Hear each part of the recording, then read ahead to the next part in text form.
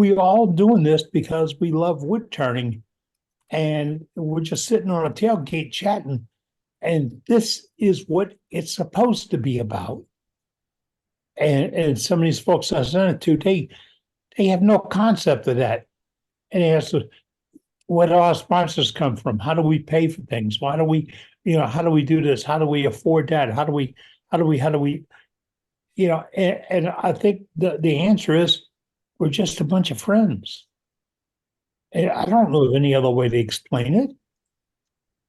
Does anybody else have an explanation that would do this better than we're a bunch of wood turners sitting on a tailgate talking? Really? Nope. Wouldn't want to be on a tailgate this evening, to be honest with you. Yeah, that's definitely the best explanation I can see. Keeps me off the streets and out of the bars. Yeah, right. But apart from the weather that everybody's having, so most people are sitting in the house, not in the tailgates. Well, that's why the newsletter is really great, especially in the wintertime, because it's too cold to go out in the shop right now. Well, don't worry, Wayne. This cold weather we're having, you should get in about 2 or 3 days. Oh, thanks, Ruby. You're all harsh. We're sending it across the ocean. We wouldn't want you to feel left out. It's cold. It's cold. You kept it yourself. I'll tell you what, Al. It was cold in my workshop tonight. I saw the frost coming off your breath. Oh yeah. I was reading in the chats. It's taken Wayne way too long to turn this bull. He must be cold. Yeah, you did pretty good, like 50 minutes or something. Yeah, it was. Cheers for that, Al. Yeah, but yeah, it's nice. It's nice. It's cold. It is. It's I think we had 12 last night. It got up to like 23 today. I think right now it's like 15. So it's cold. No, you're warmer than we are right now. Oh, yeah, I'm sure. I really am. Oh, that's right. You're way down south. I'm 50 miles north, Frederick, Maryland, 50 miles north of DC. Middle. About 50 miles middle of the Atlantic, west of Baltimore. So the harbor's right there. So I mean, there's a lot of humidity. I mean, I'm sure you're way down south, Al. Yes, he is. No. he's well, not I did try to look, where Scotland is since I've been talking to you. Yeah, you're way north. Yes, we are a little bit north of yourself. Yes. Yeah, for sure. I never paid attention. I mean, that's another thing with this group. Just made the world a little bit smaller. I'm just saying. Right. Yeah, it's pretty cool. Pretty cool. Actually, made the world a lot smaller and brought people closer. Yeah, I mean, we're talking about how cold it is, and that guy right there we just saw, he's sucking on a margarita, trying to stay warm, trying to stay cool. Donald. Yeah, it's a balmy 24 degrees here, and it was a Coke, not a margarita, though. That's why I'm sticking with my hot tea. How you doing, Ruby? Really well, thanks. Okay. Is that I had Celsius or two Fahrenheit? brand new students this morning. They're now confirmed addicts to wood turning. Oh, outstanding. You can't cure them, spread it. Well, I definitely have been spreading it. I got to go along with what Joaquin said a few minutes ago. It might be too cold to be in a shop, but this thing keeps working no matter what. And in the wintertime, it's going to give you a little time to sit back and just think about what you've done, where you want to go. But you got the newsletter, you can see where other people are taking this. this addiction or habit or hobby or art or whatever you want to call it. I tend not to call it a business or a profession, because it's more than that. There's not a lot of professions in the world that give everybody arteries and won't let you go. But you think, you sit back and you look at things to go, and I did just that. I was looking at some things that Heather did in the newsletter, and there's a couple others in here that just make me think that's some really nifty stuff. And then when you get to some of the pieces that just seem to sparkle a little bit more, I was trying to find, I kept an almanac of when I was going to SWAT before I got ill. And I'd list out the things I saw and the things I did. And I was looking for Alan Trout. It was probably 2011, 2012. I was there and I attended a little workshop, little workshop. And Alan Trout was there. And he did something on finishing with CA glue. And that demonstration stuck out in my mind because he was in one of the big shows and he was showing something with CA glue. And I'd used CA glue a couple of times, but not to the degree of on a large vessel or whatever. And he was doing a piece, and in the front row of his demonstration were 6 guys sitting front and center, and they were naysayers. Every time he did something, guys say, "You're going to waste a lot of paper towels with that. You know how much CA cost? Not going to hold up." You know, all the wives' tales and stories that people can contrive over something they know nothing about. This is as bad as when you get a bunch of naysayers. I have to go for treatment every day. And if you're sitting in a lobby I have to be careful where I sit and what I hear, because I'll hear stories that'll convince me that I should just go home and die. Because, oh yeah, my brother-in-law had that and they never did take it away. He died, you know. When I started hearing those conversations going, I got to walk away. Well, that's what I wanted to do that day at that demonstration. Alan was talking about it, and I just wanted to get up and get away. But no, what I wanted to do is get up and go strangle those guys and tell them, "Shut up." The man's doing his demonstration. Just shut up. And there was a big guy. It was one of the Texas clubs that ran the demonstration. It was their room, and he was a big, rather large gentleman. Walked up, and he leaned over in front of these guys, and he talked for a second. All of a sudden, his hand went up like this, and then when a finger goes up, it means somebody's demanding your attention. And his finger, he went up like this, and he talked to him. He was right back on top of, and then he said, "Okay." He put his finger down. And he walked away. Never heard any more from him. And one of my friends was sitting in the next row back, and he said, the guy said, "Look, we've never been violent with anybody, but you say one more word, I'm throwing your ass out of this hall." Got it?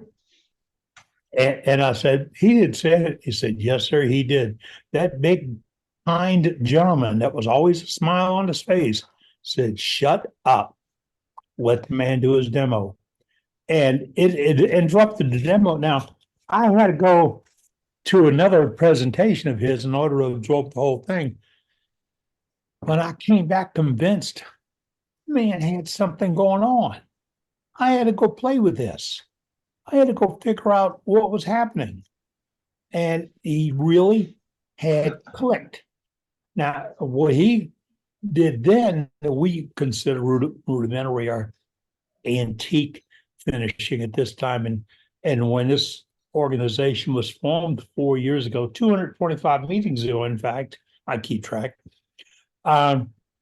Immediately, we started talking about Parafix 3408. Yep. I don't know where that gremlin came from. Mark But Soleil. well, I don't want to blame it on Mark, but I think he got he brought it in with a little help. Thank God he did. But Ronnie Burnett started talking about it, and then within a couple of weeks, this very talkative lady named Band-Aid Brenda. She wasn't named that when she joined us, but she got that name after a little bit. All of a sudden, she tried it, and then this guy out in the Arizona area tried it, and he got talkative about it, and all of a sudden, it got to be where people said, "Wait a minute, you're talking about using super glue as a finish, and how do you do it?" And you see what happened? A bunch of friends got together.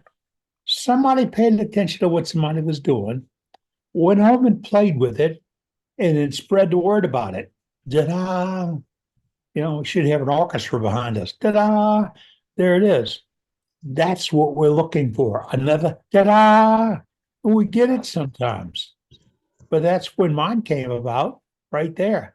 I'll look at my journal to see what I've come up with. Joaquin's right on the money. It's too chilly to be out in the shop. Well, I can't do any of that. But it's not too chilly to think about. Sit and look at your own gallery. Just sit back and think, that's a nice piece.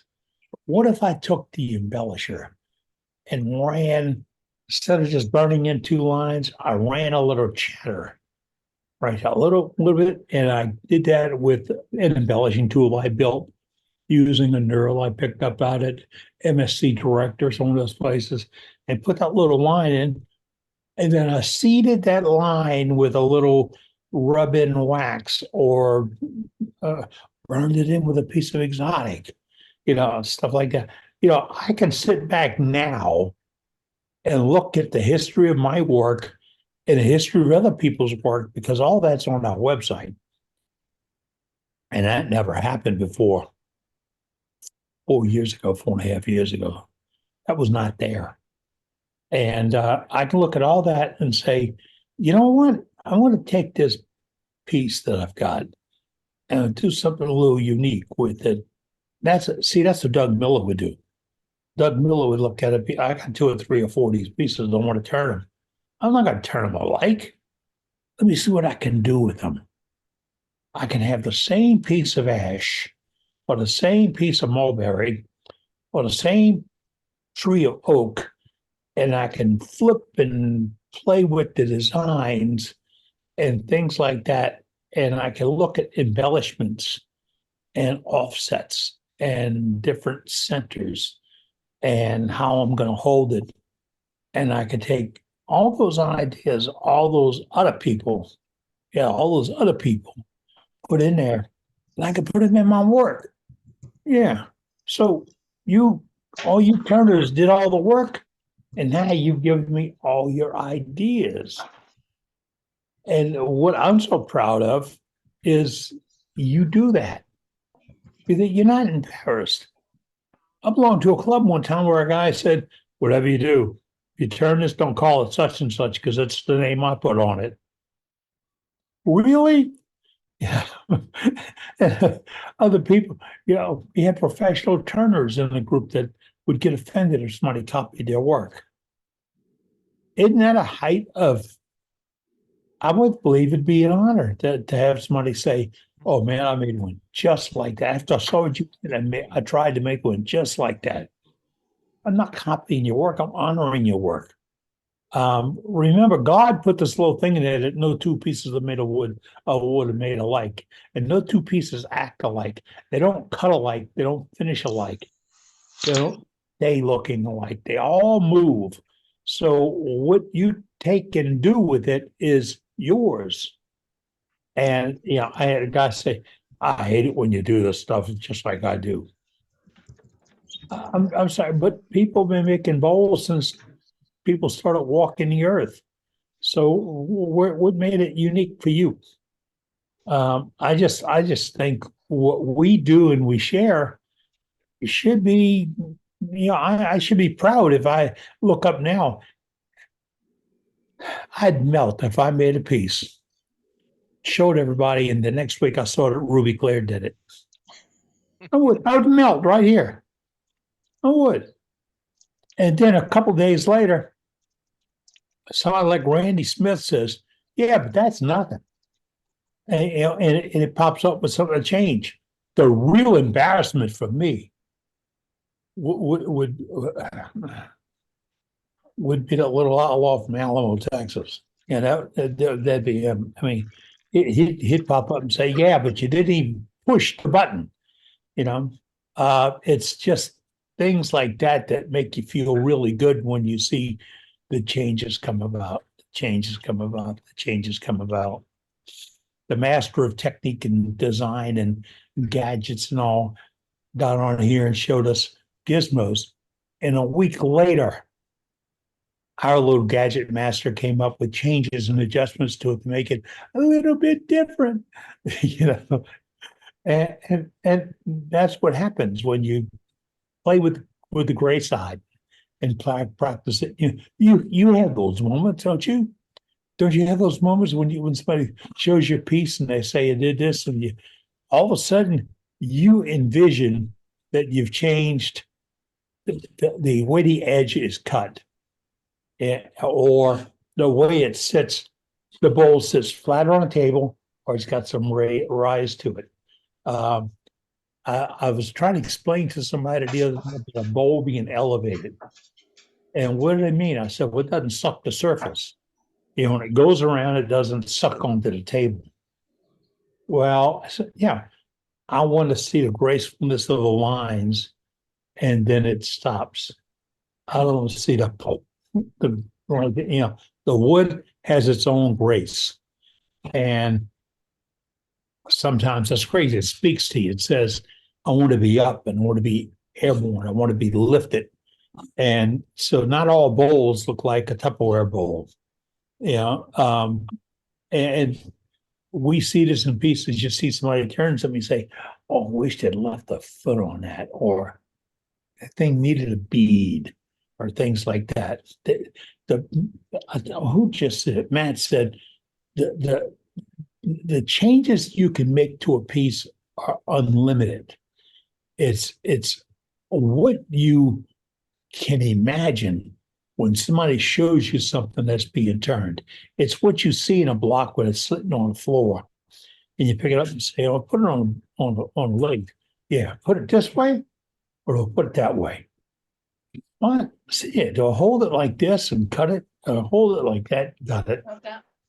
And which way am I going to get the best looking end on it? And if it's got the right grain, what can I do to get that top edge to go absolutely nuts? You know, loosen it up so where when the wood dries, it moves and goes catawampus. Is that the term? To where it definitely gets some character. And you drive that bus. It's not in the book. You're not going to find it in the catalog. You can't go through a class. I mean, Ruby taught a class to 2 people today. She's hooked them on to wood turning. The deal is, there's no chart on the wall that Ruby says, step number 1, make it round. Step number 2, make it pretty. I mean, that's not up there. It's not taught. Once you see somebody do something and you start to appreciate that you drive the bus, you have control over it. You can say, if I cut this like this, if I hold it and cut it like this, what's going to happen? There's no A and B axis on wood. No, there is no axis. There's no A and B. There is no set. It's how you hold it, where you position it, and how you shape it. And then what does the wood do when you get done abusing it? And I mean abusing it. You cut it, if you throw it way off center and cut it, what happens when you start relieving stresses here and here, and then over here and here and here, all in the same piece, and you allow that piece to start shifting and moving. It's going to happen. Some woods, cedar's terrible for this. It'll just explode. It can't handle the change. Crepe myrtle's even worse. But then if you learn how to control that, yeah, you won't understand it. I turned the cowboy hat one time out of a piece of mulberry. I told the guy I'd turn a cowboy hat at a club demonstration. It was an all-day skill knowledge workshop for a club. And I said, I'll turn a cowboy hat if you get me a fresh cut piece of wood of 17-inch such. And I said, I'm talking fresh.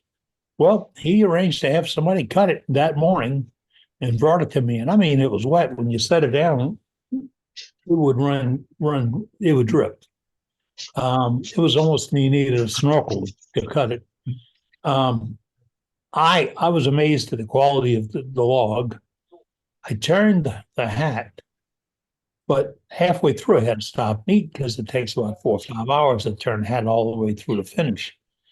And I put it in a garbage can full of water to soak it, to chuck on it, just pull it right off Latham and suck it, put it in a bucket of water.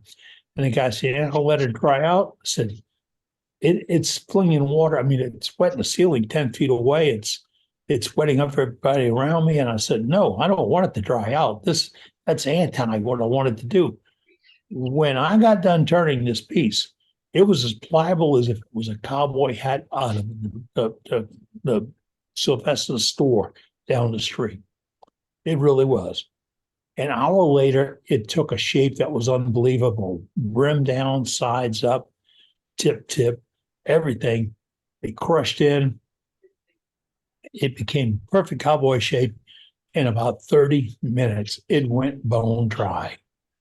It was an absolutely gorgeous example. Why? The wood was perfect. The timing, perfect. It was agreeable to being cut. I knew what would happen to a piece of wood when I took all these stresses off and I held it in a certain way. And the whole time I was praying. I went through the side of this, I'd have to leave town. You know, if I was ruining this block of wood, that would be the end of it all. But it turned out to be a working miracle. It really was. But I had other guys say, I tried to do a hat with the block I had. And my first question is, how long ago did you cut that tree down? Oh, I've had it for a while. So if you had it more than 15 minutes, you had it too long. Because the key to this is pliability. And you must allow the wood to do some action on its own. And you've seen that in wood that we've seen turned here. You've seen it in pieces and demonstrations. You have actually seen wood move in demonstrations on our club. You don't see that anywhere else. And that's the beauty of this club is we have, is it fortunate or unfortunate? We have shown the good, the bad, and the ugly. We have. We've had some really great demonstrations. Last week was awesome. Joaquin turned an awesome piece. I had a continuity problem and I had to leave. And I had to go, but I saw the load up yesterday and saw the piece how the base broke and all. But I didn't have the sound up all the way. I was watching it. And I'm thinking, that's got to go to the triage room. That thing can be saved. That's not a loss. That's just a little bit more of a challenge. You saw it here. You saw him take, as they started, an almost impossible turning and turn it into a really beautiful piece. And then when he had a problem, he took it to the recovery room. And you see, we've shown you all the steps. I want to say, Joaquin, did you finish out that piece? No, sir. It started getting cold that night. It's been pretty much too cold to get much done out there all week. But Tim Hatch says it's suitable for the recovery room. Yeah, I'm probably going to be able to pull it together. And I have the other half that I can glue up and turn as well. So I'll get at least one out of the pair. Yeah. But you see, you saw that here because immediately I'm watching the audio, and when it happened, I said, "Oh, when it first started seeing it happen, I said, he's got a camera on him. He's got all these people watching him. He's going to keep going." But and right about there, I would have put the brakes on and said, "It's time to go to recovery room." But Joaquin's a team player, and he kept going, which I admire. But we showed that when it's all finished, you're going to see that, folks. Not everything goes in a burn pile. We teach you how not to do that. Because we've all had the same thing. Something comes off, something looks bad, and you say, burn pile or recovery room. Eddie, one of the things that I always try to do is if I have something like that happen, how do I handle it? And I always act, no matter whether I'm alone in the shop or not, I always act like there are people watching. How do you handle it when you have something fail? What do you do? And it used to be I'd get frustrated and I shut the lathe down and leave the shop. But what I figured out is, can you save it? Can you rescue it? What did you learn from it? And sometimes it's just as valuable to me to take the piece over to the bandsaw and cut it in half and look at my cuts and look at the consistency and see what happened, what went wrong, how, what my tool use did, how that got away from me. That's just as valuable as turning a perfect bowl. It is. I did a demo for a club one time, and I turned the bowl down, and it looked pretty good. I turned around, and it was in a high school workshop area that they used for the class for their club meeting. And I turned around with the bandsaw and cut the piece in half, and I heard a whole lot of guy goes, "Oh, wait, we could auction that off." And I said, "Yeah, but I want to show you something. As good as it looked, let me show you the flaw. The flaws. It looked pretty uniform, but I had two fat spots, and considering what I'd used, that was leading to failure. It really, the wood was going to move, and when it moved, I was going to get a pop on those two spots. It might not pop that day when we were looking at it, but as soon as the climate around it changed enough, that bowl was going to do what God wants it to do, move. And when it did, and I've been sitting in my own shop, my own studio in the house, and heard a piece break across the room, where just sitting on a credenza over there, look up and say, "What was that noise?" Go over and look at a piece and see that it was a segmented piece, and finally it decided it didn't want to be segmented anymore. Or it wanted to segment a little bit more. And you learn from those. So you were right. If you do that, take a hard look at it. The burn pile is not the solution. I used to work with a superintendent that was really great mechanically minded man, Harry Langland. And he was a genius in basic engineering. We raised 3 stories of steel inside of a structure in the French Quarter, New Orleans, without a crane. Gin pole with block tackle, gin pole and cable. We raised all that steel. Nobody got hurt. Nobody, not a pinch finger, nothing. Because he understood what was going to happen, what was going to happen.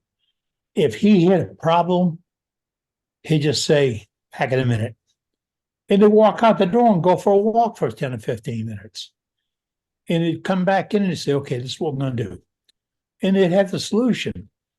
What he did, he walked away from the rest of everything and took the problem with him, solved it, came back and went back to work.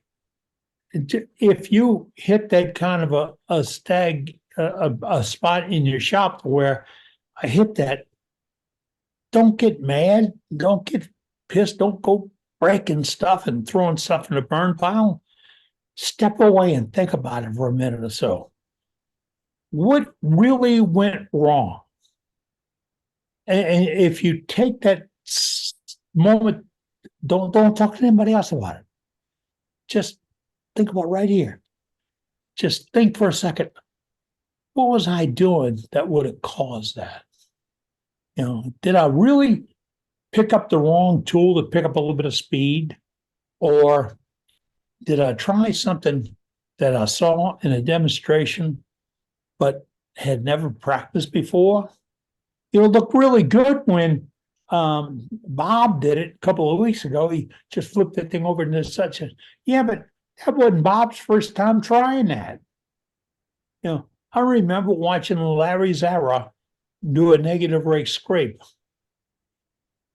and using the gouge, rolling it over, touching it up, rolling it over, and doing a negative rake scrape, coming around the outside of a piece on a wet piece and having a super fine finish on it. And I'm sitting on the block of wood watching it go by me. And he wanted to keep going. I said, whoa, will you do that again? No, I said, no. Will you just do it again?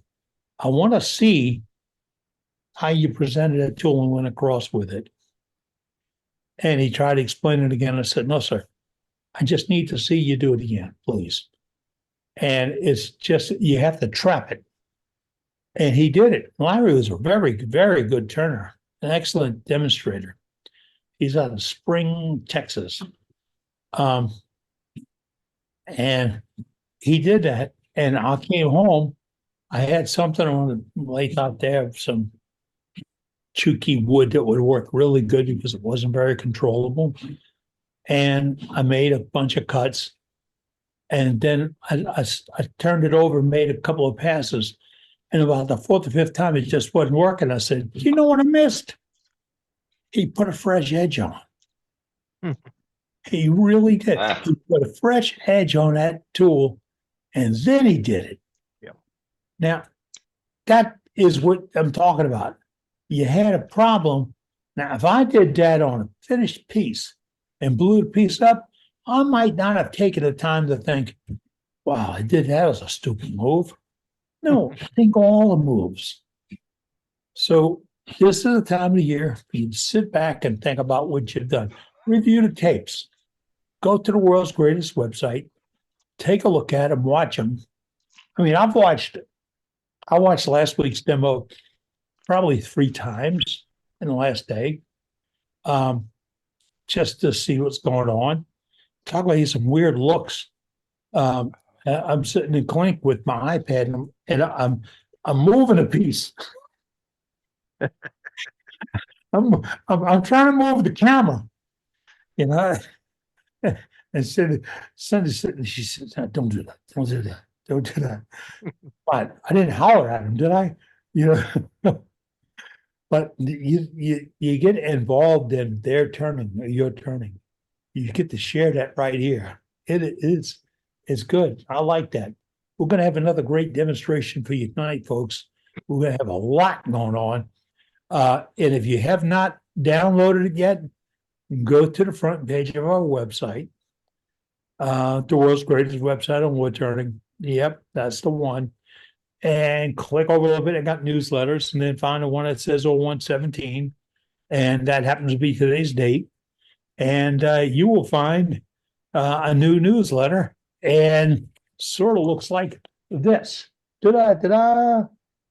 And this is issue. Yeah, look at that. Yeah, that's number 2. And this is put together by a bunch of volunteers for our club. And it's got some fantastic information on it. Photographs of some good work. Not enough photographs. What you holding back or what? You know, come on. Get it on out there. Joaquin's putting on an awesome, world-class newsletter for you. And they got a great article on the front page. Front page article. You don't hear that anymore. If people say front page, what's that mean? That means it's right here. It's up front. It's right there. And it says in January, new year, new to me, Should a piece is using a tool, a new technique that is new to you, that's our January goal. And each month through December, we have a goal each month or a mission. How about that? It's a mission, not a goal. Mission. All right. Mission. A mission. And our monthly missions are listed out here. And then it helps, it gives you something as a target. But it's right here, and this is what you should send to your friends. If you belong to a club, feel free. Say feel free. You don't have to feel too free. Right there on that page, there's a release right there that tells you about it. See that information right there? What that means is share it with everybody, including God. Everybody can get this. Everybody's welcome to have it. There's no advertisement. There's no charge. This is absolutely free for wood turners, and it's great. Send them on to the buddies and tell them it's all right. You can't make it to a meeting. You don't do this. You don't do that. Hey, just enjoy the newsletter and the website. You'd have a ball at it. And then if you don't have a chance to join us on Wednesday nights, it's all there all the time. There's not another club in the world can say that. Nowhere. We're kind of proud of that. Kind of proud. We're damn proud of it. So if you can't make it there, catch the repeats. Because I tell you what, when you get done watching the gallery each week, you are scratching your head. You are saying, wow, I can do that? No, that's just the starter. That's just a teaser. That's a drop in a big, big bucket. You can do that? No, that just gets you into the pool. You've seen that here. That's like asking Matt Harbor, can you come up with a little decoration for this? I got boxes, dude. Are you kidding me? Can I come up with a decoration for that? They talk about him over at Hobby Lobby. So that's what we're looking for. And the demonstrations. If you don't see it here, there's another one. Doug Miller on Tuesdays. Yesterday I was just getting started to watch his Tuesday demonstration when I got a call that they had canceled my treatment because there was ice in the parking garage. They couldn't let anybody go in the parking garage yesterday morning. Yeah, this is New Orleans. We're not ready for that. So you couldn't even get to Lafayette, Louisiana if you wanted to because the interstate was closed because of ice. But I was getting ready to go into class. I missed Doug's demo. I wanted to see it. But the same thing with Wayne and a couple of the other guys. All these demos that we talk about, they're all, you can find all the stuff right through this organization and or lack thereof. But when you want to see gallery, this is a place to go. And I have to mention this every week we start, if we have a new member, we have a rule. It's called the no but guarantee. I don't care who you are, where you are, what your pedigree says, who trained you, or if you turn something, I want to see it. I have pledged that I will never say I like that, but it's not permitted here. It will never be permitted here. We can never critique your work. I am not qualified to critique your art. I don't know anybody that's qualified to critique my art. So we will never critique your art. We want to see what you've done. And don't say, well, I just got started. This is my first or second piece. Please don't mention that. It's not of any importance. If it comes out of here, it's important. And that's how my take on the whole art thing is that if somebody's willing to part with their hard-earned money for your work, then that's the best critique you can get. That's right. That's right. I belonged to a club one time. The guy said, "We don't want to teach basics. We only want to teach art." You gotta be kidding me. The basics are art. I don't care how simple or how complicated it is handcrafted. And it all came out of your mind. It must be art. And I mean, we've all seen it. We've all walked by pieces and went, "Whoa, let me see that." You've got folks, you got pieces that you've turned out sitting in your home that you walk by every day, and every day it catches your eye. And every day you go, "Ooh, I like that. I remember doing that. I remember getting that piece, and I remember playing with that color. And that would have been an accident." Or, "I wonder if I can do that again." Sure, you can. It'll come from the same place the last one came from. Your heart. What can you lose? And if you don't like it, saw it in half, look for the mistakes, and then throw it away. Or put it in a recovery pile. When I lost my shop, I was amazed how much stuff was in that back left-hand corner. That was my recovery pile. A lot of things went back there, but a lot of things came out of there, and it's good. It's really good sometimes to go in and save your own work, to bring it back out, rework the finish. Just take a piece and return it. And you know how much you turn the piece, it's all finished, it's all said and done, and then you realize something just didn't click. Can you chuck it back up and save it? And think about it for a little bit. Sometimes that's a lot of effort. Is it worth it?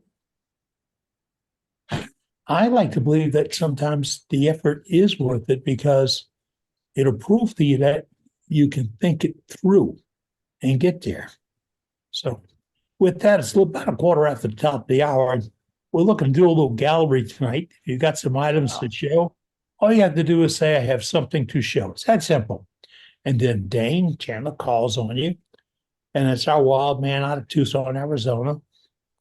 And he'll call on you. And one of our co-hosts, those members that just choose to be involved and help us make this thing happen, will get you on. But remember, once we introduce you, you really should start talking, because there's 75 of you folks in a big clop. That's a technical term. Big clop with a screen, and we got to see your screen change color and you start talking in order to find you. So who are we going to go find first, Dane? Well, we're gonna go over to England first. See Oh, what I know Wayne's who to got find to over say. there. Let's go find Wayne. Hi guys. No.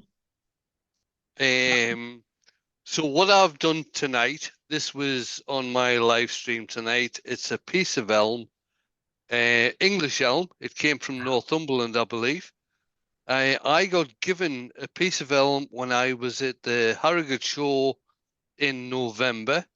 It measured 21 by 21 by about 5 inches deep. I had to cut it down because there was some punkiness in there, some rot in there. But I did this on the live tonight. We've had a few comments about temperatures in workshops tonight. I tried a few things today. I've got a wood burner in the shop. I tried to fix the chimney, and 2 foot of it fell to bits and crumbled in my hand. I tried my space heater. That didn't work. I still haven't got my diesel heater set up. So I was at about -6 centigrade doing the live tonight. And this is what I did. It's just a nice plain, just like your small business. Oh my it's just a nice plain fruit bowl out of elm, around about 13 and a half inch by around about 4.5 inches deep. That's Very very good, good Wayne. compared to our elm. Really nice. Real nice. Yeah, I was thinking the same thing. The wood is Ruby. beautiful. The wood is beautiful. No, That's the really elm, pretty, Wayne. this elm is it's very, very dry. It has been, I think it's sat for a while on the ground. It's got some very nice spalting in there. It's not a wych elm. If it had been a wych elm, there would have been some green in there as well. It's just a nice piece of English elm, which I was very happy to be given. By the way, the guy who gave it to me, he actually walked back to his car to pick this piece up and walked back to the stand to hand it to me.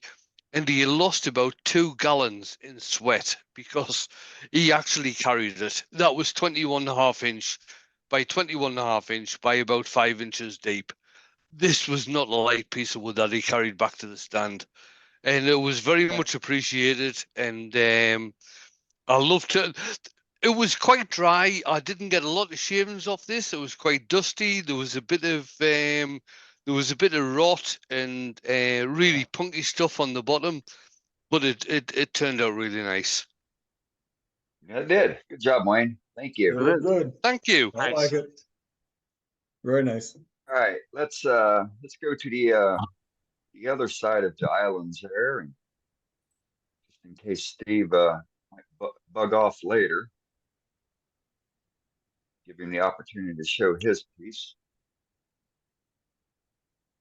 There we go. Hey, Steve. Hello. I'm still Hey, working Steve. on it. How are you? I'm still working on the stand. I'll Want me to come back to you later? No. Moving on from the cube and a cube that I turned a couple of weeks ago as a demonstration. Yep. Tomorrow evening, I've got my club meeting, and the challenge for this week was texture, color, ebonizing, and embellishment. So you could make any piece, and then you need to texture, embellish it, and whatever. So I turned a star inside a cube. Oh, Inside a cube. oh, Inside a cube. Steve, just give over, okay? So Let Steve they're all explain it, folks. they're all free. Wow. Now inside there, it'd be hard to get it on the camera, but inside there, How'd you do inside? Brenda, inside there, it's hard to get the that light, mute but button. inside there is a star, and Oh, it's yeah. it's covered in chameleon mica powder, so it's kind of gold. But the theme of this is that it's metals and the patina of metals. So the inner cube is iron, the next What'd you cube is say, brass, and the outer cube is copper. Very well. And I've patinaed it just with paint. And then this is going to be the stand. So that's textured. That's a cube inside a cube as well. This inner cube will also be mica powder inside, matching the star at the top piece. And this then sits on there like so. Oh, Wow. brilliant. Overachiever. Wonderful, Steve. That is Thank you. fantastic, buddy. Absolutely amazing, Steve. Well, it's a Thank good you. thing we don't have a picture of that for the cover of next week's magazine. It can be arranged. Yeah, you definitely need to Sure, he'll send me send one. photos. I will bug you. Dude, you don't bug me enough, JJ, because I private messaged you in the meeting, but you're busy working on texture, I see. yeah, I'm finishing it off. It has to be finished for tomorrow, and it's -4 outside at the moment here, and we've got snow coming down. So Yeah. I'm actually sitting on top of my heater here, trying to keep warm. Yeah, there you go. All right, thanks, Steve. Thank you. All right, let's go to Al. Al, turn your video on. How's that? Everything? Got me? Gotcha. Hello? I got it. Hope everyone's doing good. We got you. Yeah, that's good. Yeah, it's cold. I don't know where to start at. Okay. I always see a fellow on our Facebook, Enzo Palladino, and he showed something that a friend of his, Eddie, Nijsen, if you're on, this was his idea. It's on our Facebook. I didn't do what he did. I didn't make any justice of it, but I don't know. Maybe it's just art. Like we It's were very nice, Albert. it's something different. Mm. His Looks real cool. pretty. He's on our Facebook, and he has 9 pictures. I think 4 of them in the description. He has like a timeline of how he did it, and that's what I did. And it's very easy. It's very easy to do. So that was one little thing. Good job, Very Al. cool. Well, That's cool. going on here.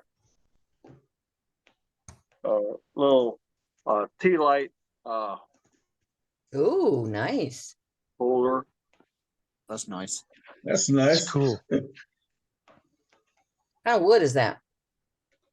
This is the red bud. At the club that I belong to, there was a big wood cutting party, and I have a lot of red bud that was cut down here in just right here in Northern Virginia, and it's nice. It's pretty. It Yes, turns yes. good. This here, I'll bet you, is about as light as one of those balsa airplanes that we used to have back when we were back in the '60s. It's real dense. It's real dense. That part I don't like. I only have the second coat of shellac on here right now. I haven't buffed it off or anything yet. Now, Ruby said to make some birds. Oh, Ah, nice. There you go. Do thumbs up from Ruby. Ruby, Brilliant, Albert. you Brilliant. inspire me. I'm gonna get blamed for influencing you all the No, time. you are so inspiring. This one here was the first one that I ever made in my life. This one here, I think I made it a lot nicer, but I like this one better. Yeah, I do There's too. always something about Very that cool. first one, you know. Yeah, It looked good. those are cute. Great, Al. And there's a couple little goofy things. If I'll show them later. I think they're still drying. But thank you so much for everything. I hope everybody stays warm tonight. You too. Good job, Al. Great job, Al. Thank you. All right, let's go to Ruby. That's Ruby up. Okay. I got you now. Now, a couple weeks ago, I showed my swords and my shield. And last week, I believe it was, Al came back with a helmet. Well, to continue along that arsenal of items, I have something like this. Not only that, I found it was really good for convincing my husband to take out the garbage. And since I made it, he never missed a day. Nice Is mace. that the real reason he's in the nursing home, Ruby? Well, we won't mention that. Brilliant, Ruby. That's Oh, cute. That's very cute. cool. Now we know why he lets her Nice have job. lays in the basement. No, So the spikes are all made of wenge, and the sphere was made of maple, and the handle was just some walnut, and I took some piping to make the ferrule at the top here. And I just happened to have this little metal button that I embedded in the bottom. Is there a spear inside that spear? Windshield. Called a icebreaker. So now Very we've nice, got the Susan. whole arsenal Crusher. of weapons covered. Very nice. That's Are those so nice. legal? Are those So legal nice, up there? Ruby. Pardon? Are those legal up there? Is the RNCP going to come down and get you? Well, I didn't see anything other than the handguns that are banned. They'll be after her now. Who's They all doing the know bow and about it arrow now. next week? You've advertised it now. It's on YouTube.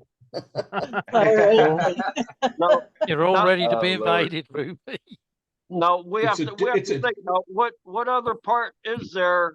I mean, we can't make the body armor, Yes, Bow we and can. arrow. or Greaves you know. are half a cylinder. Come on, out of the box, Al. You can make those. Anyway, This is that so nice. might inspire you if you have to walk through a cold parking lot late at night in the fall. You want to keep people away. You just sort of swing this by your side. That's Good great. job, Ruby. Yeah, Brilliant. beautiful, Ruby. Thanks, Dane. All right, let's go to our editor. JJ, what's shaking? That's not, All that's not righty. Well, who I wanted. in keeping with Jim. kind of the middle the Middle Ages weaponry theme, I have Dragon Egg. So this is Gorgeous. brown mallee burl. It's a nice chunk of brown mallee. And this took 10 days to make, from just turning a burl round to fit in a cup to pour resin to turning the resin. I painted the surface with a small batch of resin and then painted it with mica powder to get the color in there.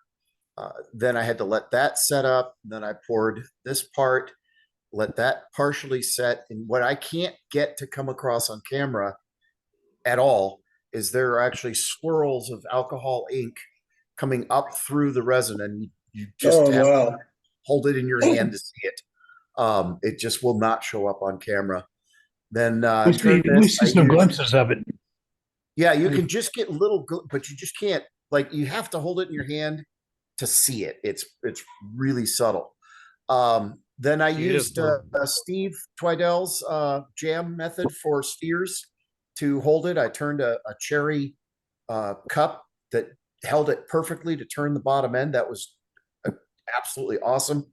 And then I had some leftover red gum from a prior project. And red gum's got a lot of character to it. So my wife suggested kintsugi, which is the Japanese art of healing broken ceramics with gold infused lacquer. Well, I don't have any gold, and it wasn't really broken ceramic. So what I did do was I took embellishing paste and just turned my fingers bright yellow, but rubbed it into the cracks right before I sanded, and was able to kind of fill the cracks and then get a little gold in here, just a kind of hidden little treasure to a part of it. So there's a dragon egg. Very nice. That looks great. Cool, Very cool, JJ. Thank you. And then it got too cold, and I haven't really done much in the shop. And that's I beautiful. can't wait to see it hatch. I need some carving classes before that happens. You know, Ruby's gonna carve a dragon next week, don't you? I know, right? I don't have time next week. I'm kind of booked up, but You should have 10 minutes to do that. Pressure's I'll off give, for another I'll give week, then. Joaquin lots of time to get his done. Good stuff. All right, thanks, Joaquin. That's good. And while we got you, you got anything you want to say about the newsletter? Please, I can only put in the newsletter what you provide me to put in the newsletter. Email your photos to editor@worldwidewoodturning.org. Please send them as an attachment, and that works different between Windows and iOS. So just as long as it's an attachment saved roughly at 300 DPI or better. Some systems let you mail larger files. But if it's at least 300 DPI, then I could put it into the newsletter at print quality. You'll notice things like there are large margins around it. I would love to do full page bleeds, but most of us don't own printers that could print the full page. So I have to kind of design it to the lowest common denominator, so anyone can print it out and share it or put it on your coffee table or whatever. But it still needs to be at 300 DPI or better, or it just won't print well. I try, if somebody emails me a photo, if it's too small, I try to respond and ask and request for a larger file. That's actually worked out a couple of times. Same thing with articles. If you're writing something about wood turning, send it, share it. If you're not writing and doing it for another publication, this is your publication. I'll put in there what you send me to put in there. That's about all I got. All right, sounds good. And then along with that, when people are sending in their articles or their descriptions of their projects, kind of double check what you're writing and sending off, because the spell checkers are either changing words or you're putting in the wrong word. It took me a little while to figure out that dash 10 is leeches is what autocorrect does. I'm sitting here going, leeches pen? What? It took a little Google foo to figure that out. Other than that, good stuff. We got a good newsletter, so if folks haven't gotten it yet, it's on the web page, and it's also on the Facebook group page under mine and Joaquin's post, and we've also got a copy in the files section. So ready to be decimated at will. Craig is asking how it prints on a laser jet with no color. It just looks like black and white photos, but you'll still have high quality and nice sharp lines. Oh, good, cool. Yeah. Joaquin, are you still working from the stash of things that people have sent you, past photos? I have some stashed, but I'm trying to keep it as fresh as what we see on the Facebook page. We're trying to do current. I see. Okay. So if I'm desperate to fill a hole, I have a little bit of backlog. The reason why I ask is I sent 17 pictures to you 1st of December, and I haven't seen any of them, so it's not a problem. I'm just hoping they weren't lost. I got you in the end of the year, did I not? I don't know. I haven't seen any of them, so it's okay. I can resend them. Oh, I've got them. In fact, okay. All right. If you sent me pictures and I missed it, that's not intentional.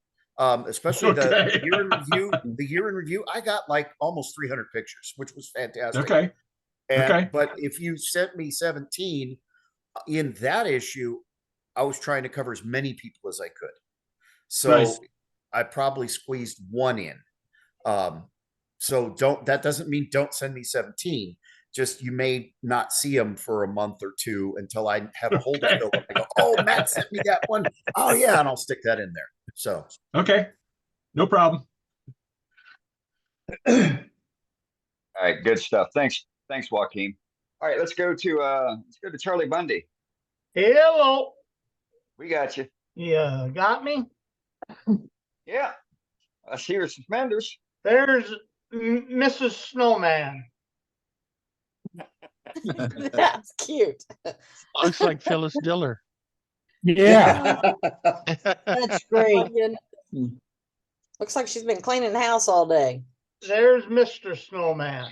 I haven't quite finished him yet. No buttons. The one knot makes the perfect eye.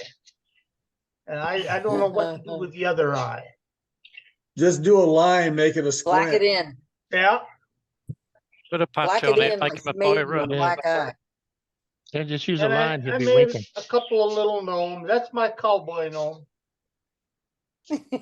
Cute. There's my Indiana Jones compliment of whip and all.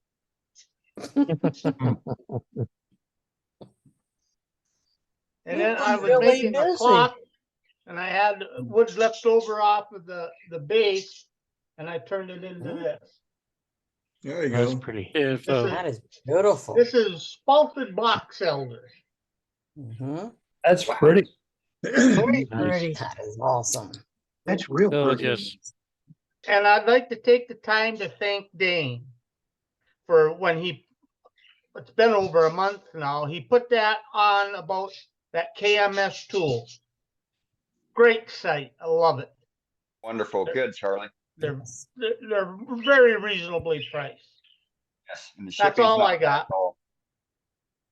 All right. Great stuff. All right. Let's go to Roger. Hello. I got you. All right. I decided to try Steven's snowman with the Oh, Oh, well done. Very cool. nice job. That'll Good work. job.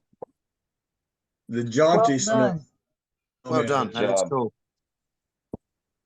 So, way the weather's been here, I can't go outside and get any of the wood that I've got. So this is just a piece that I had in the basement. So thought I would try this. And you did an Good job. excellent job. Fantastic. And when you talk about fitting the hat to the head, that is trickier than you think it is. That's one reason Takes why it's practice. painted now. The paint tightened things up. Right. So, Yeah, all but right, you that's all I've got mastered this it week. okay. All right. Huh? Good job, Roger.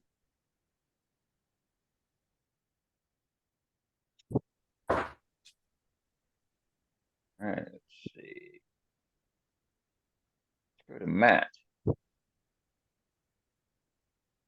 We got you, Matt. Okay. Well, the first thing I want to show is my Steve Twidell skew, which I just finished tonight. Awesome. So, and I've got an upcoming demo where some of the other tools that I've made.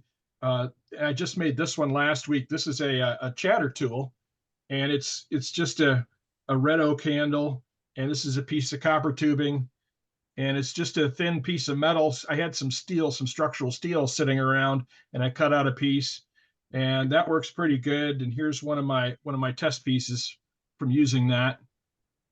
Oh yeah. Oh, yeah. Nice. Wow. Yeah, that Nice. came out great.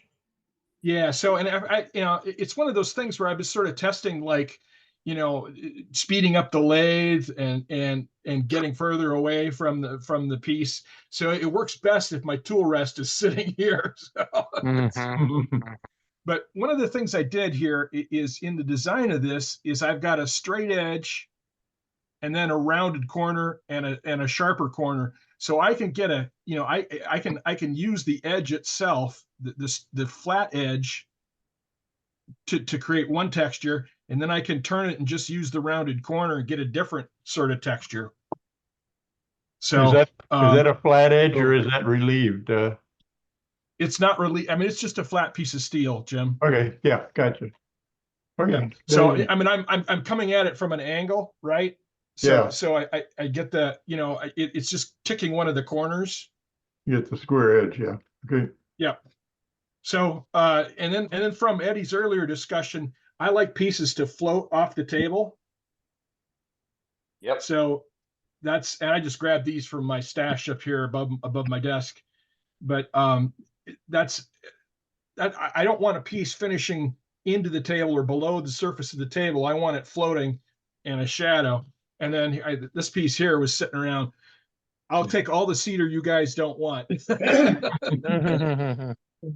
Nice. So this has got a couple of rules I broke, like the pits right through the middle. So it's With cedar, does it really matter?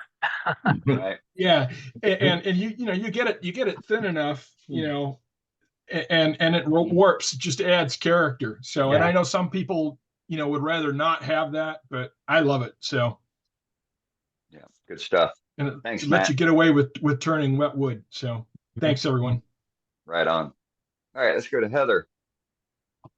Hey, Hey, Gotcha. so Heather. this is This is one of the pieces that I showed in the newsletter. It's the beaded Oh, bowl, wow. Yeah. and the beads actually will turn. Oh, So you okay. can see it turn. Oh, That's Yeah. cool. Hey, That that's is neat. really pretty. Yeah. That's really pretty. That's really Yeah. It's a pretty. fidget bowl. Yeah, Yeah. it came out well. Yeah. That is really pretty.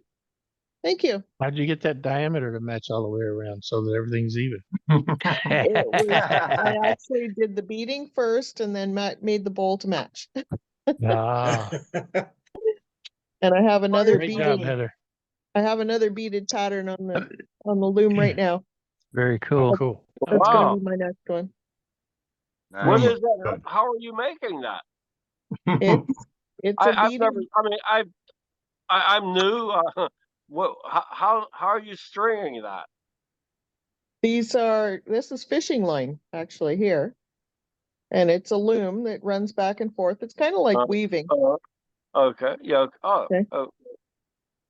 So you're feeding what? Glass beads. Yeah. Yeah. Yeah. No, I was just say okay at the other end. Yeah. Where See? your left hand is now. Yep. Here. Yeah. This is Right. my So left that's- hand. You do it one strand at a time. Really? Yep. Back and forth. One line at a time. Yep. That's where I've been working right here. Oh my God. That's beautiful. It's Yeah. there. If You she, can see it better there. you see some of how she does it on her last YouTube video. Yeah. On this strand, there's 7 beads across. And you can see, compared to my thumb, you can see how wide it is. Yeah. It's about a centimeter wide, and there's 7 beads across. wow. Do you draw it out? Do you draw it out beforehand? And then Oh yeah, just I match have your fun head? coloring. Okay. I sit here in the evenings and I use graph paper and just colored pencils and design different patterns. There you go. Yep. Yeah. Really cool, Heather. Really Yeah, well. Pretty good. Yeah. Thank you. Very that's nice. beautiful. That's beautiful. That's Thank you. beautiful. Yeah, I've That never really seen is. anything like these before with the beads. Mhm. And I give credit to Billy Burt. He was on here and he did Oh, Yeah, the that was cool. fabric inlay that he did. That was That's where cool. That was. this That was idea pretty popped cool. into my head there. That's Yeah. cool. Yeah. Yeah, it looks great. It's I like outstanding. It's like in the a grill colors here, she so it doesn't shows. slide off. So yeah. That's nice too. Yeah. that's awesome. All right. Thank you, Heather. Thank you. All right, let's go to Huey here. What's up, Huey? Howard Johnson, turn your video on.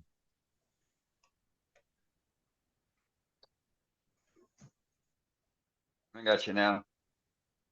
Now you're You're muted. muted. There we go. Yeah. Everybody hear me now? Okay. Yeah. Mhm. Yep. Unmute myself.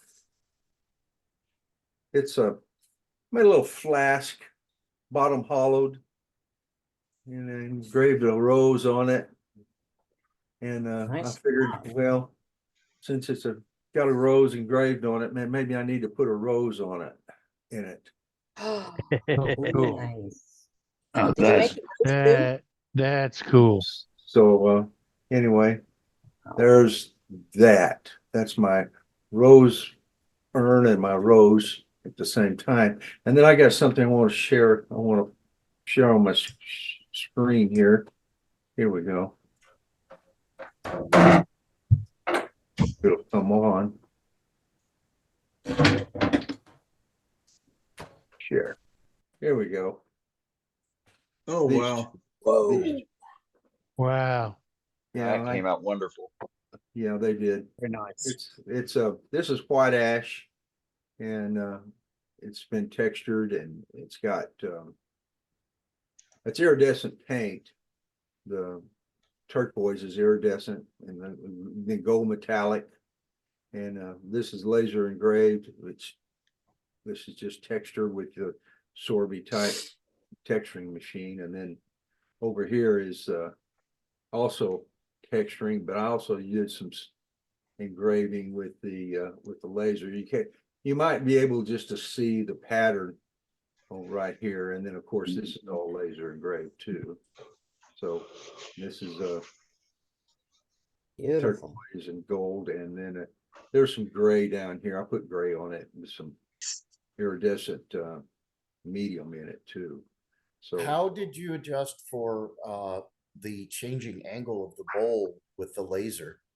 well, I just laid it in there like it's seen right here, see, and it just shot down. Once you get it, you can pretty well. You can pretty well laser pretty good until you get down to right here, and once you get down to about right here, then you can't do any engraving. But from about here on up, it'll engrave pretty good. You just have to lower the laser down enough such that it will you focus the laser here, but then the distance will go further. Did you use your indexing wheel? No. No, it just you just lower the laser head down, like right here. I lowered it down to this level here, the focus point, and then I just let it go ahead. It goes all the way around. This is a circular array, and it will it stays the same height out to here, and it still will engrave, so it's just. What kind of laser do you have? I've got a Atom Stack X20 Pro. It's a diode laser. It's pretty good. It's nice. I like it. Pretty good. They've come out with some higher powered lasers, but I'm going to stick with this one because it does what I needed to do. But like this edge, this rim was also with the laser, so.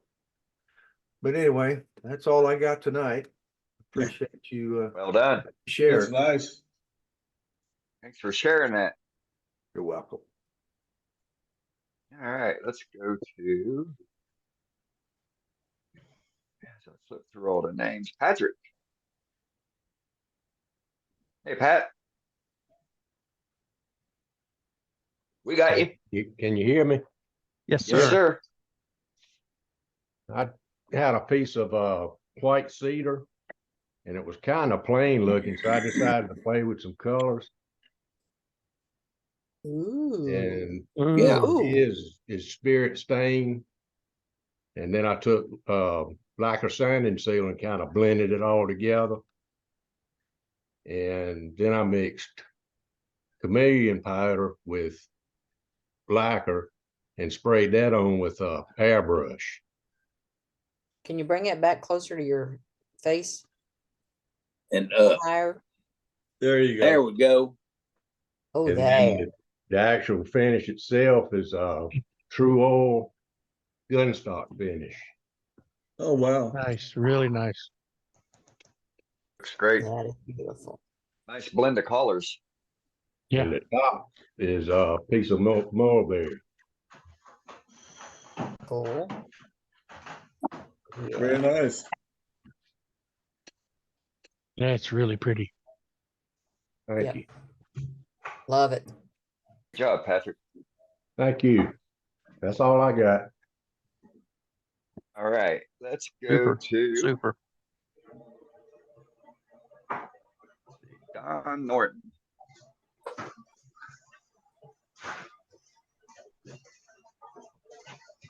Don's not there.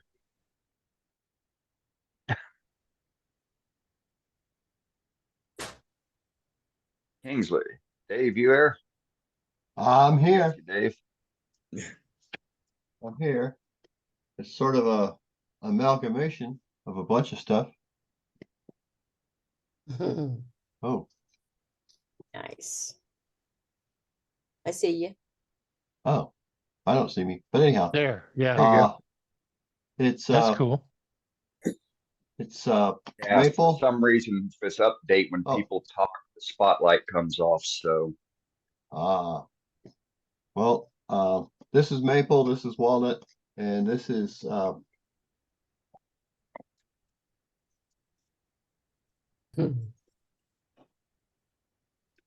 Fogwood. no, it's Freewood. Come on, Al with it, damn it. Locust. It's locust. Okay. There we go. There we go. Yeah, locust works. Yeah. It's pretty wood. Well, Yeah. I was gonna make an ebony finial, and then I said, well, it's the walnut's already dark. And so I went for something lighter. And I couldn't find my piece of holly, so I had to go with it's Yeah. about There you 3/6 of an inch hollowed and Nice. very plain bottom. Right now it's working on its second coat of oil. Mm-hmm. But Cool. Looks good. Very nice. that's about it for today. All right. Thank you, Dave. I'm getting All right, there. let's go to Craig. Craig, what you got? Hey, good evening. I've got several items that aren't finished yet because I was watching on YouTube and I saw this one particular artist using Howard feed and wax, so I'm going to try that on all three of these. This is some of my fogwood here. This one I just Nice. finished yesterday.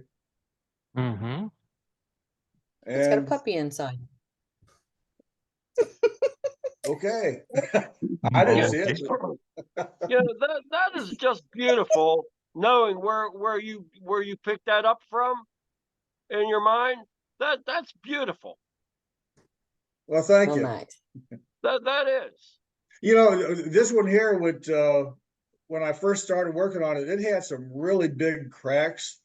So I donate a whole lot of thin CA glue to it and let it sit for a couple days.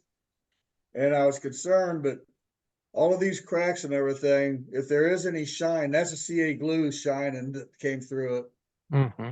They were some deep cracks. It just kept drinking and drinking. This is the same fogwood off the same log.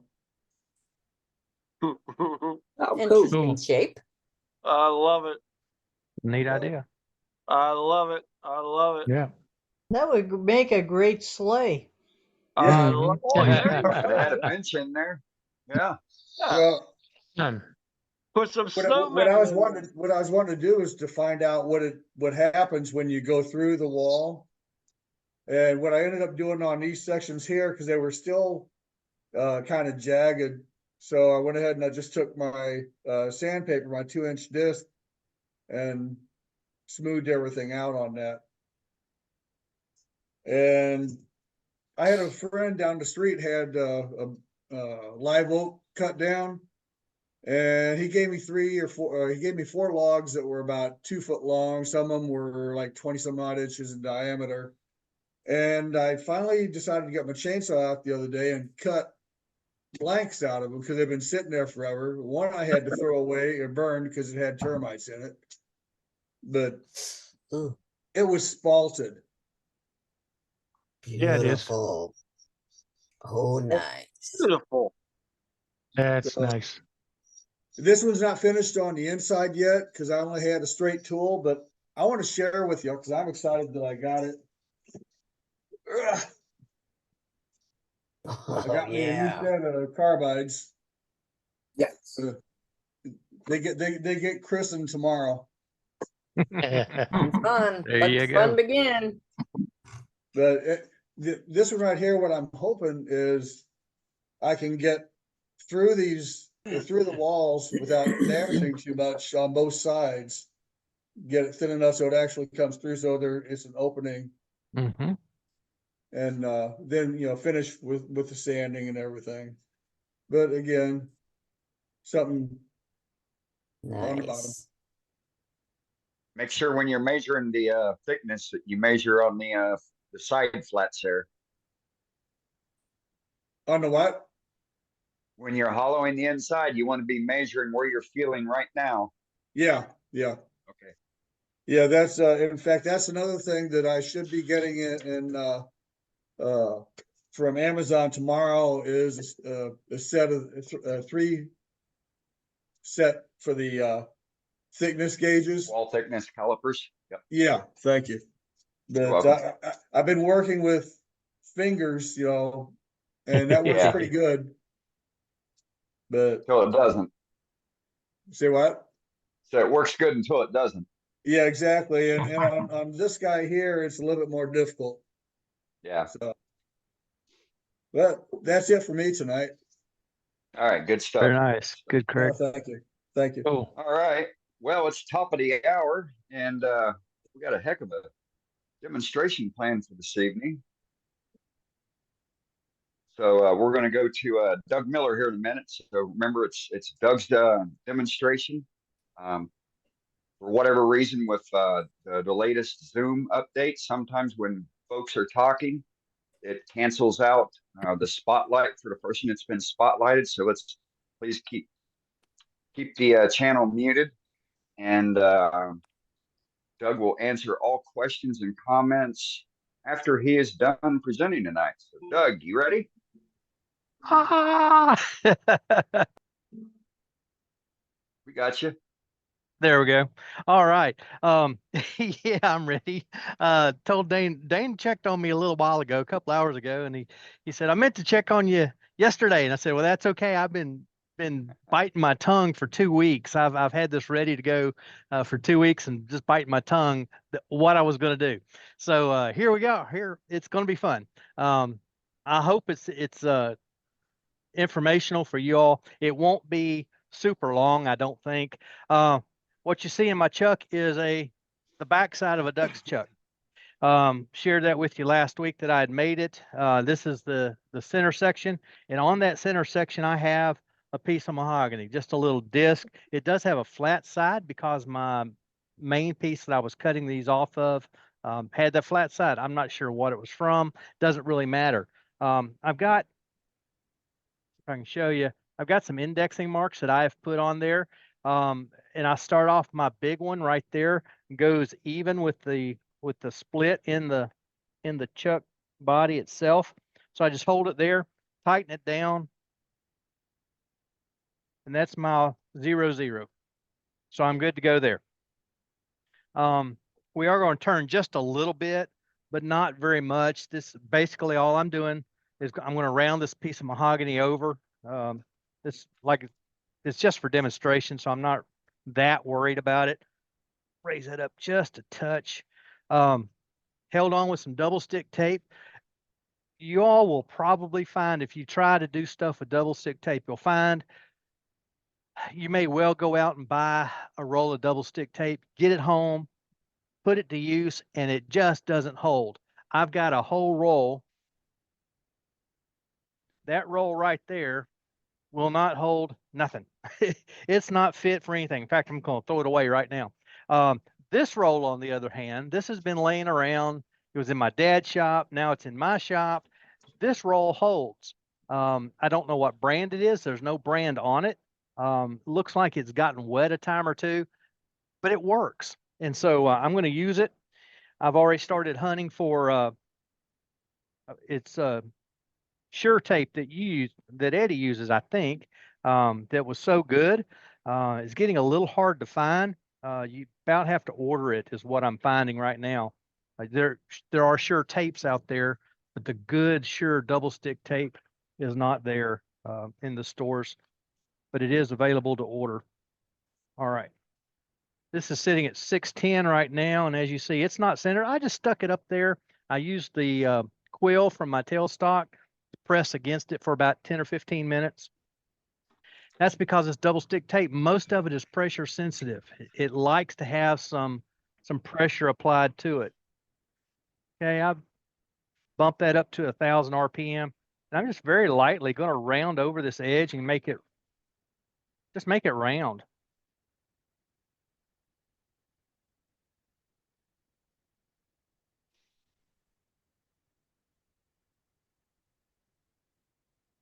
There's not a lot that's critical about this procedure.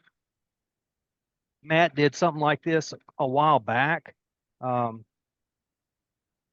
after Jim showed us the chuck, and he and Billy jumped on the chuck immediately. It took me a little while. Sometimes I claim I'm a slow adapter. But anyway, just flattening off the front. This, I cut a bunch of these on the bandsaw, just freehand, and they did not come out even. So I started using the miter gauge on the bandsaw. Man, what a difference that made! I could get them square that way. All right. For demonstration purposes, this is probably good enough. Now, before I continue on, this isn't all I'm going to show you. I'm going to show you some other things as well. Let me, oh goodness.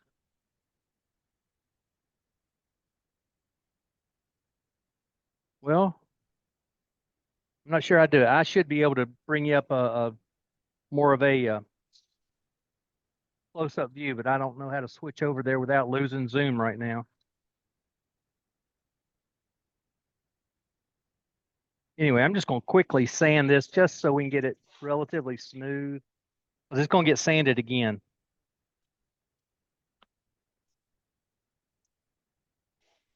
Just 4 quick grits here. That's all I use is 4 grits. Now, one time I used to brag on my pens that I used a 32-step sanding process, and I really did. That was a lot of sanding.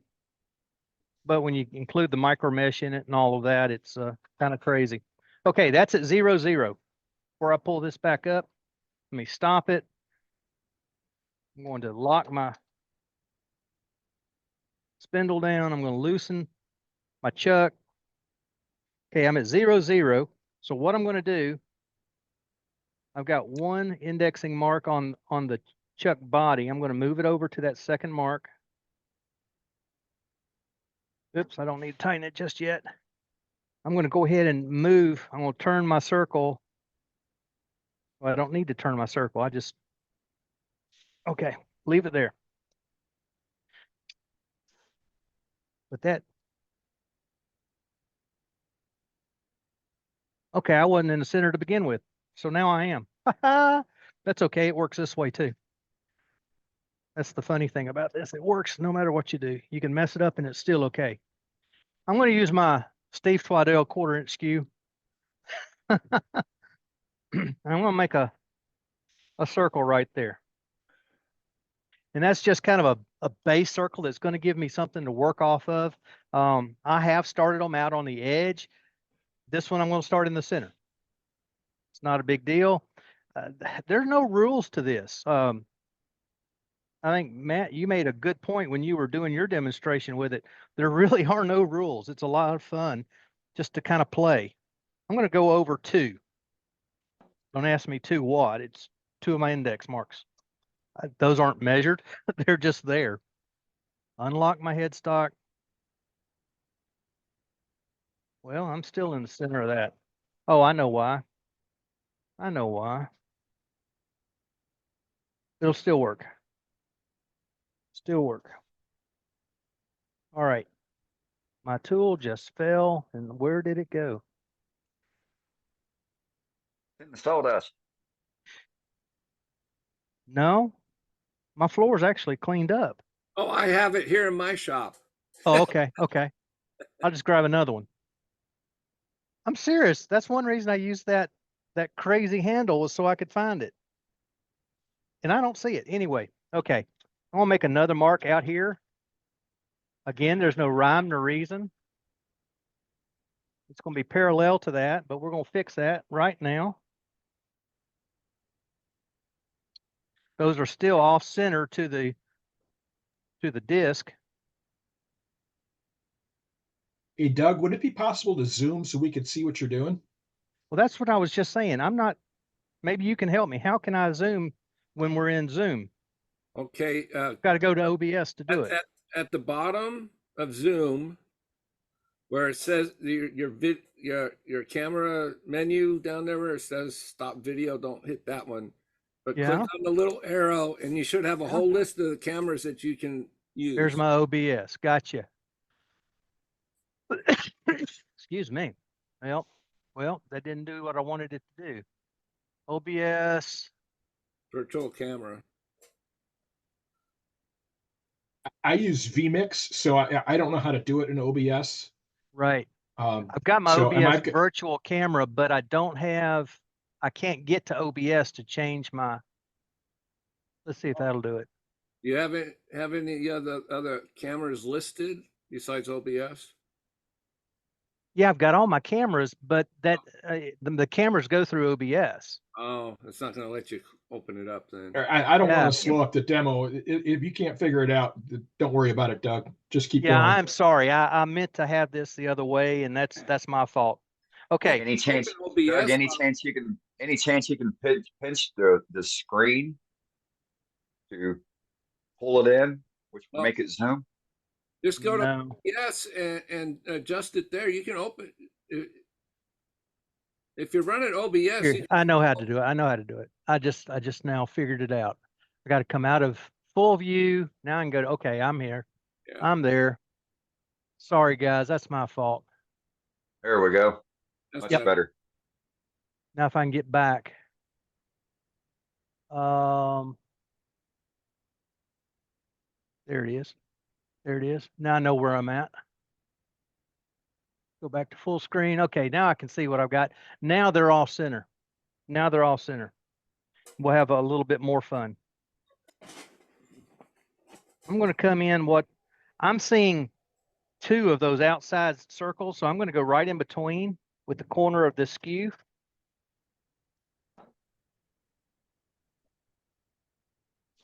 And we're going to make one more adjustment, and then we're going to let that be that for this piece. Let me get it so I can, there we go. There's my indexes.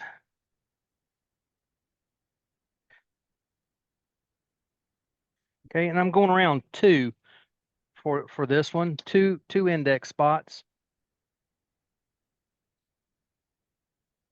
Okay, now I'm going to come outside of all those circles.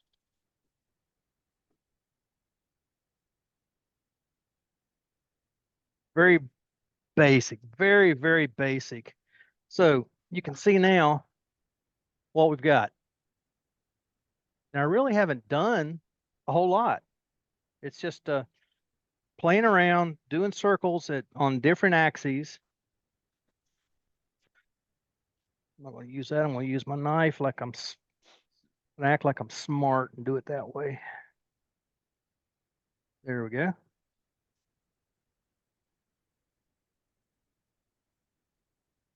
There's that one. I'm going to just leave that one for now. I've got another one here.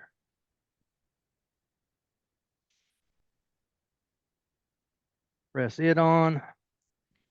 I'm going to try to get it to 0, 0 this time so that we're starting in the proper spot. There's 0 on that. And there's 0 on that. Make sure we're good. Yep. All right.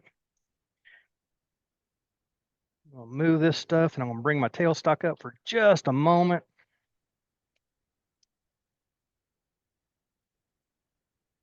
Like I said, this tape is pressure sensitive, so it really doesn't take a long time. And if I was doing something larger, I would want to let it sit for a while, but it's this is not very big. While we're waiting on that, I'm going to take a piece of 240 and just touch up the surface of this piece just a little bit in the outer edge. This is demo where I'd spend even more time. I'd get this back edge rounded over. It's just kind of a fun design, nothing particularly wild and crazy. That has sat there now. Back it off.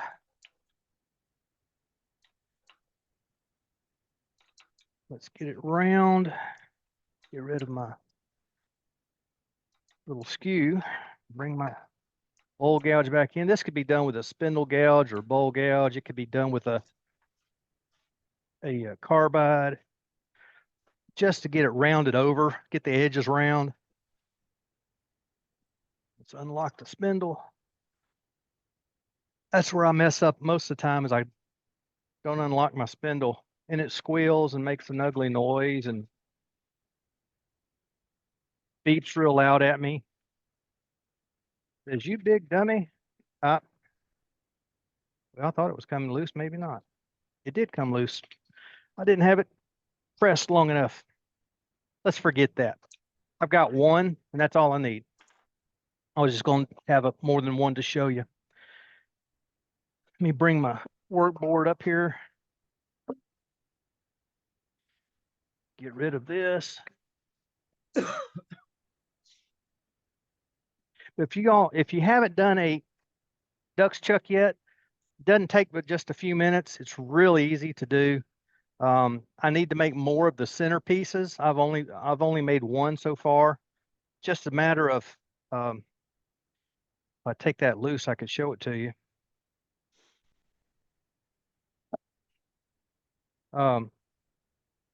Just a matter of putting a step in. You want the smaller diameter, small enough so that it goes in there. This one's really too loose. It could be a lot tighter, but when I squeeze it down, it doesn't budge. So it's satisfactory for now. Okay, then I want to bring over these two things. Switch over here. Now that I know what I'm doing, this will be easy. Doug, we're just catching the very top of your cups. Yes, I'm about to change my camera. Thank you. You're welcome. All right. This Very one, good. I've got just a little bit of water. What I've got in there actually is 9 grams of water. Not very much. In this cup, I've got 30 grams of the resin-crete that I talked to you a couple of weeks ago with just a little bit of mica powder. This is 30 grams compared to 9 grams. It wouldn't seem like that's nearly enough water, but it is. This powder will completely be liquefied along with the mica powder. This is some Pearl X color shifting mica powder. I've tried the colors that come with this stuff. They make a real pale pastel color. I've tried India ink. Again, very pastel. This should have been a dark blue. Well, it's a dark blue ink, and it came out sky blue. I showed that to you a couple of weeks ago. In fact, I think I showed you a white one and the blue one, both. I have tried a yellow, and it's okay, just not what I wanted. This is the Pearl X color shifting mica powder, and that's better. Still a little light, still just kind of pinky, but it's better than what I've been getting. Now, I'm going to show you what I do with this thing. And there's a mold that I filled up the other day. That was the yellow. It looks a little bit orangey, but it's very light. This is just another mold in case I need the space. But what I'm going to do is I'm going to, yes, sir. Doug, can Yes. you move your mouse in case you have a casualty?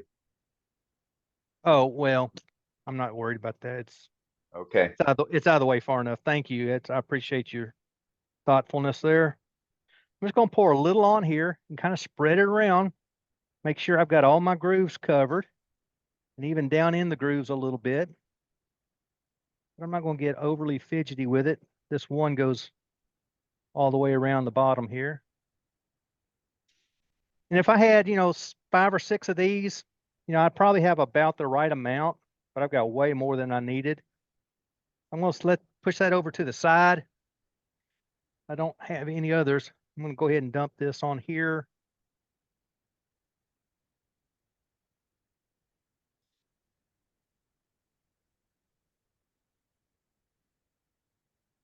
And this material will, it does stick to itself. So that it's kind of like resin. It'll stick to itself fairly well. But this is just the reason I wanted to show this to you. I saw it, and it has worked okay for me. I'm still playing with it. It's just another inlay type of material, something a little different. It's not resin. It's not nearly as expensive as resin. So anyway, that was just a thin bit. I didn't need the heart one at all. That's good. Set that aside. Let it do its thing. Get rid of my water cup. And I'm going to set this aside for now. Now,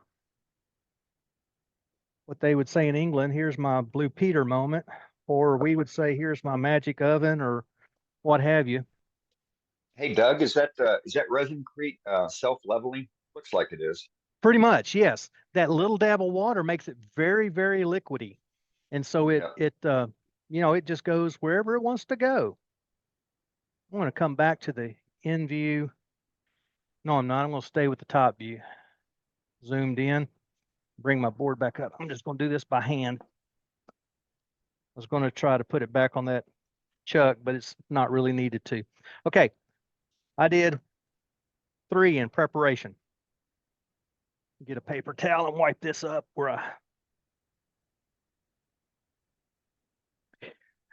this stuff is water-based.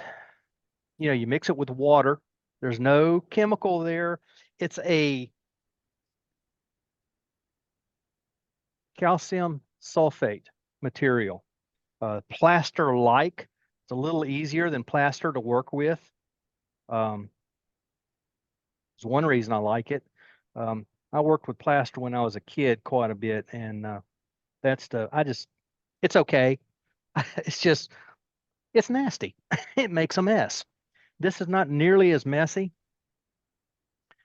I'm not going to use the 80 grit. I'm going to jump straight up to 100 grit, or excuse me, 120 grit. And we're just going to sand this a little bit.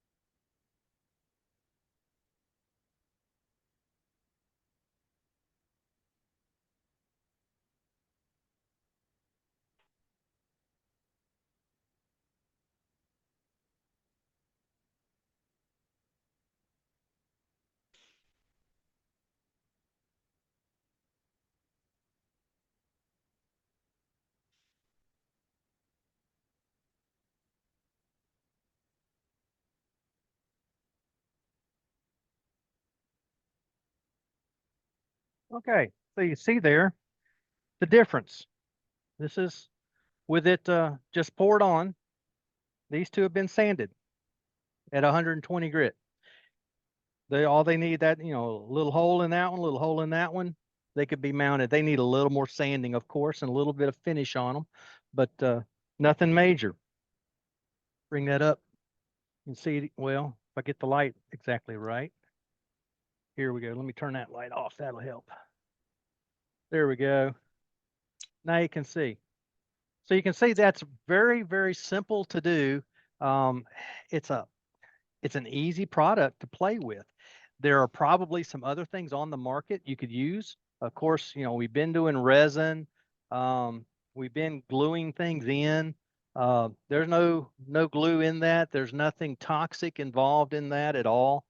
Just simply the powder resinecrete and some water and a little bit of powder dye. This happens to be mica dye in both of these. The ones I just did tonight, and I'm just double checking. I don't know what this other is. This yellow is from Stick Fast. I'm not even sure Stick Fast still makes it. The other is Pearl-Ex. I know they still are in business, but those will work. Those will work. This is a similar piece underneath there. It's just, circles done on slightly different axes. So I just wanted to share that with you. I will put a link in the chat here in just a few minutes where you can go in. You can see their entire product line. And if I'm not mistaken, it takes you straight into a discounted slot in there if you want to try it out. While I'm here, this is what ended up being my demonstration yesterday. It was supposed to be a totally different project, but that project didn't hold together. It was a glue up that failed on me because I glued it incorrectly. But I was able to switch over to this. It's a piece of Osage art. No, it's not. That is Paduke. Excuse me. I totally blanked out on what that is. But that's a piece of Paduke that came out pretty well. It had a nice grain in it and all of those kinds of things. Beautiful. So, what's your finish? You're gonna love it, Dane. It's a coat of Parfex wiped off and then knocked back with my Axe abrasive paste and then carnauba wax on top of that. So yeah, basically buffed. Buffed. So well yeah, done. from a single Parfex coat. So what questions have you got? What other finishes work on this, and what is the dry time of the resinecrete? Yeah, thank you, Matt. Okay, good questions, both of them. The unmolding time, if you're doing them like in a silicone mold like this, I can already turn that over. That's not going to dump out. It's not even close to setting. It's about 20 to 30 minutes before you can unmold it. They suggest that you wait 24 hours before you work it. So, these have been done for like 3 days or something. So it's, they could be easily worked. I could work both this third one down. In fact, work all three of them down to 240. And then as far as finish on top of that, what I was thinking about doing with all of these and the ones had started for tonight, when I get them ready to go, do a Parfex finish on top. Anything will work. Your abrasive paste and wax will work.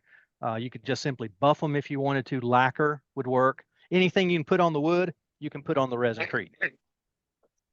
Doug, do you know what the difference is between the resinecrete and Jesmonite? That's something I have not been able to get pegged down, Billy. This is calcium sulfate. What Jesmonite is, I haven't been able to get my hands on directly. I haven't dug into it that far, because when I looked to get Jesmonite, we could not get it here. It was a European product only. Yeah, it's a gypsum product, I believe. I think you're right. But other than gypsum, I don't know, what it is exactly. But like I said, when I was looking into it, we could not get it.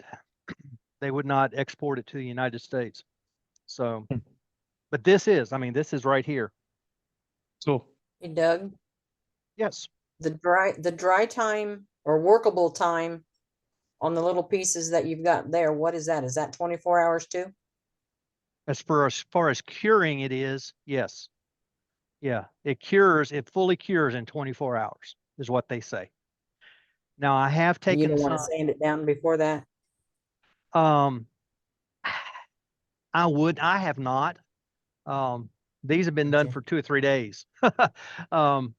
The piece that I showed you, the little boxes I showed you all last week or week before, were the same way. They had been sitting 24 hours before I sanded those off. But I did them basically the same way. I cut a circle in that lid, poured it on there, and just let it sit. Now, I have taken it out of the molds. I did 2 of the little heart mold. This little mold here. I did 2 of those, and one of them I waited like 45 minutes and it popped right out. It still felt, well, it felt very cool to the touch, very cool, very soft to the touch. This does not feel cool to me anymore, but it is very soft. The surface gets very, very soft. A couple weeks ago, I think I took a piece out of the mold on camera, and I snapped it in my hand, or maybe that was on YouTube that I did that. But it doesn't get super hard, but it's very, it works well for this. I've not had a problem with this yet. Would you do an inlay with it and then turn it again, or would you get everything to the point of being ready for sanding before you did the inlay? The box lids that I showed a couple weeks ago, I turned those. Okay, so you can turn it. Yes, yes. Okay. I would go with a very light hand. I wouldn't pour a big glob of it and try to force it out. I would go very lightly, and it comes off as powder. It does not come off as shavings at all, just very light powder. Well, it comes off just like this sanded. It's a very thin, light powder, almost talcum-like, even lighter than talcum. It's very light. Could you remix that sanded dust? Could you add water? That's what I was going to ask. I don't know. I don't know how to answer it at all. It's possible, but for some reason in my head, I'm thinking I doubt it. Try it, Doug. Yeah, I'll have to try that. Well, all right. I've got some. Anybody else have any questions? Have you played with adding more color to try to get more vibrant, like bright colors? Everything comes out a little pastel or something. Well, yes, it does. And part of that is because the powder itself is white, and when you mix it with the water, it's still white. So it may just always do that. When I did the alcohol ink, I added my ink, and then I added some more, and I added some more to the point that I was afraid if I added any more, I would be out of luck. But it seemed to work just fine. There is a maximum amount of mica type powders that they suggest use, and it's by weight. So I don't know how much I had. Okay, I just poured that out on that board, and I'll let it sit here during our meeting tonight, and I'll let you know what that does here in just a few minutes. But yes, I tried the alcohol ink, and I poured a whole bunch of it in there. I did the yellow stick fast to the point again where I was afraid of adding any more. The Pearl X, that is more true to the color, but that's what it is in the jar. So here's the piece. It's much lighter, but it's better. I don't know. When you do color matching, when you do color blending, this stuff starts off as white. So when you're going to lighten everything you add to it. So it would stand to reason that the more powder you add, the darker or more vivid the color would get. Yeah, until you get where you've added too much. That's the only problem. Right. Somebody suggested, I asked on one of the live chats about it, and somebody suggested if you know much about mixing colors, you can use printer inks and do it that way. And so I have not gone and found some inexpensive printer inks to play with, but they are much more concentrated. That might do the difference. I've also thought of something else.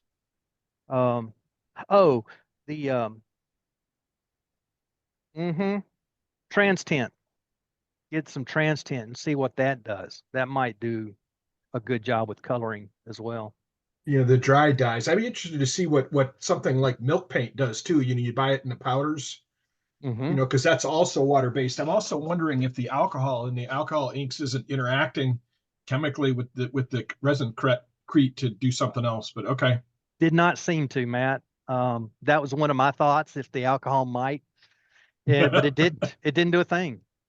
Did not do a thing. Interesting. All right. Just gave me That's a good. Instead of a dark blue color or a vibrant blue, it gave me a sky blue, a very pale sky blue color. Okay. Wasn't a bad Rit color. dye. It just wasn't what I was Rit looking dye. for. Rit Rit dye dye may be might an work. option. It might work. I don't know. It's water based. Yeah. I think the it's one of those alcohol is things. interacting. I think alcohol is interacting with the water base there.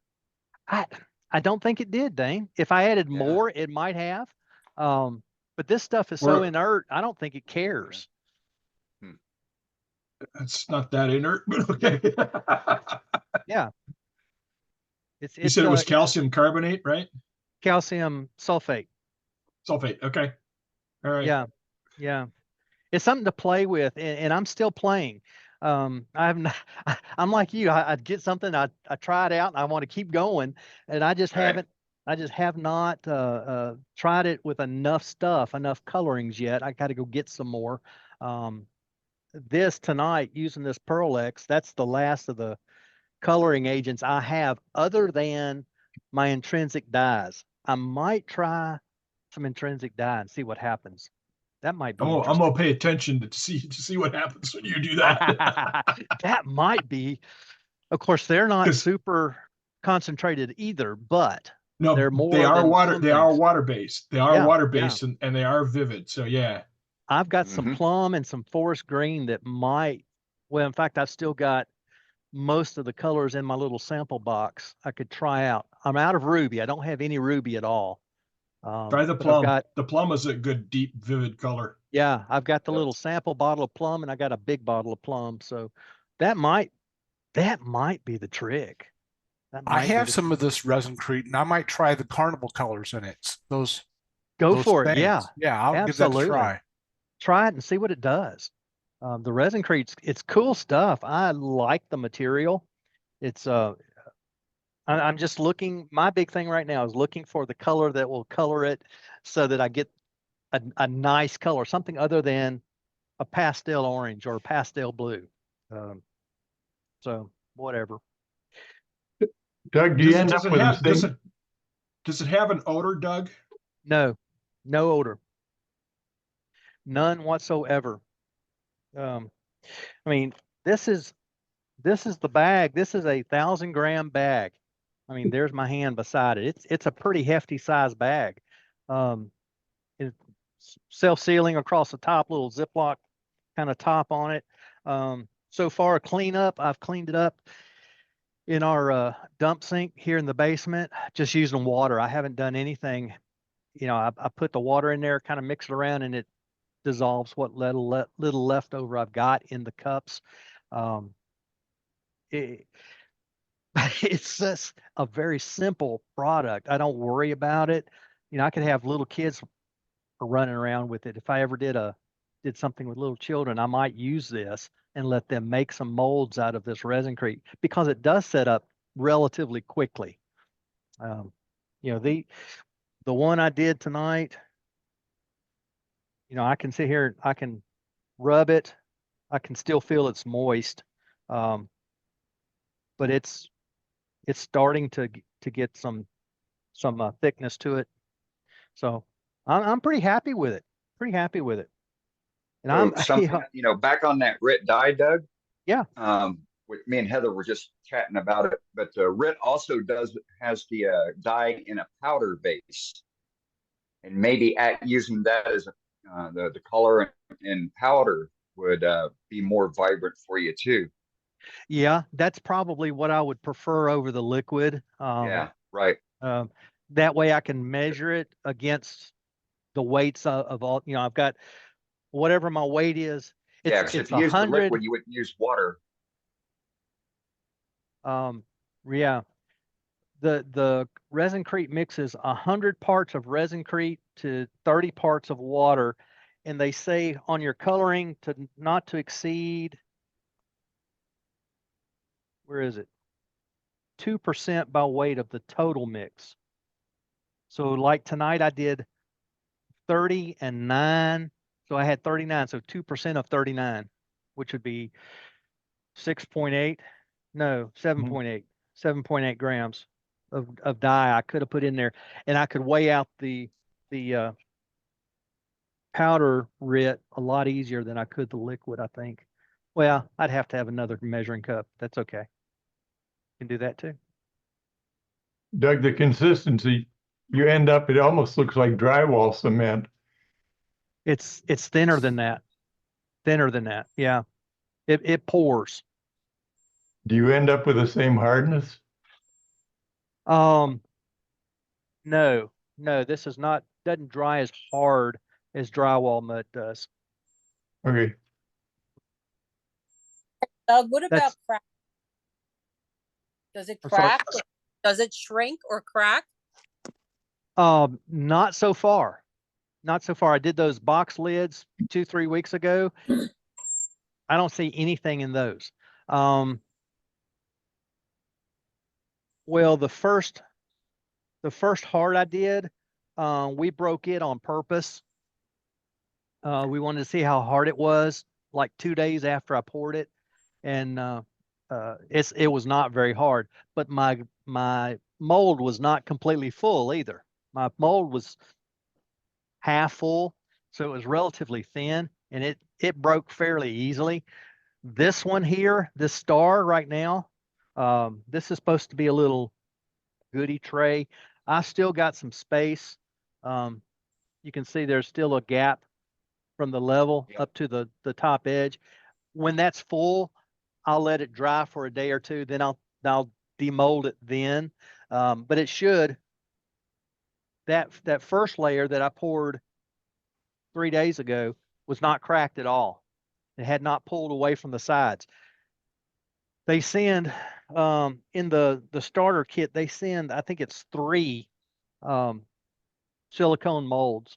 That little heart that I showed you a while ago, this little star tray, and then there's another one. It's a little larger, but they're silicone.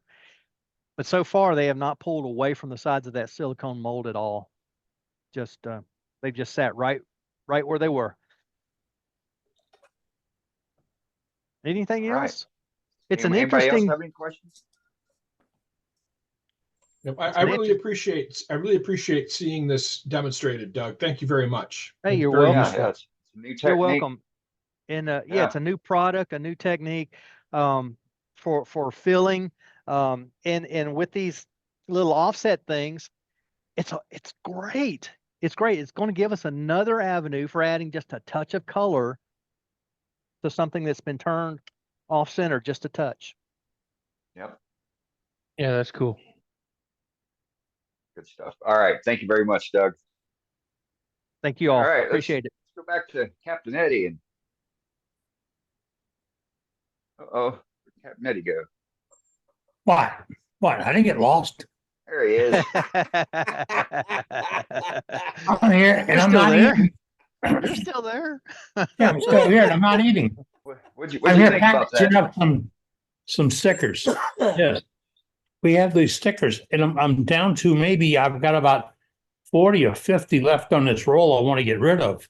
Getting rid of means I put 10 in an envelope, 10 in an envelope and I mail it to you for $5. 6 if you're out in the continental United States. But there are stickers for the club. We've got this. We did this. We started this almost a year ago, and it's a good move to get the name out for the club. And you see them on the sides of laths all over the world. And those lathes don't get catches or hang-ups and much better finishes than other lathes. Trust me, it works that way. But it's part of the program of spreading the word of this club. And we also have some shirts available. Yeah, right. The shirt like this one right here. If I want to have a Worldwide Woodturners logo on a shirt, front and back, all I have to do is package a shirt up and send it in. And then the information's on our website. front page website. They got little details on how to do it. And they'll get the screen printing done for me. And if I want to get it embroidered, and my wife has got one of those fancy embroidered machines for home, she doesn't own up to it a lot of times because I give her too much work to do to start with. But we have a pattern for that. Bob Grinstead got with somebody and developed a series of patterns. There's 4 different patterns fit in 4 different types of machines that take different programs, and you can do your own embroidery work. That's right, on the stuff you have. So that's part of the move we have going to get the name of the club out without a lot of expense. Yes, without a lot of expense. Nobody makes a buck on this club, folks. We're just out here to promote the world of wood turning. And just what you saw Doug do a few minutes ago, simple little projects like that. Hey, Easter's coming up. It's kind of early this year, and it's a time for you to get to the little knickknacks out for the grandkids, nieces, nephews, and any place you go for the holidays is leave a little bit of your turning behind. Yes, give them a little something to think about. What Doug just turned makes a great little medallion, turning for the kids. You don't have to do 2 alike. In fact, it's pretty smart not to do 2 alike because then you got to do more than 2 alike. So just play with it a little bit. Let you index it right this time and left next time and then right. And then remember, there are no rules. There just aren't any rules. And then play with it. And Doug was talking about when he was turning it, I'm sure I can see those 2 swirls. Doug, I used to cheat when I did those. Yeah, I cheat by just doing this. And just licking the face or wetting the face of the piece. The smooth stands out, the grooves stay dull, and it's easy to pick out in a crowd. So that you keep adding the artwork into. And don't remember, too much is lost. It gets gaudy. So just add a little bit of artwork to it and make it attractive, make it unique, and put a little color on it. Markers work great for color. When you still have a spinning and cutting up there on a lathe, pass a little 320 paper over it. No 32-step sanding procedure. I do like that he brought that up. No 32-step sanding procedure.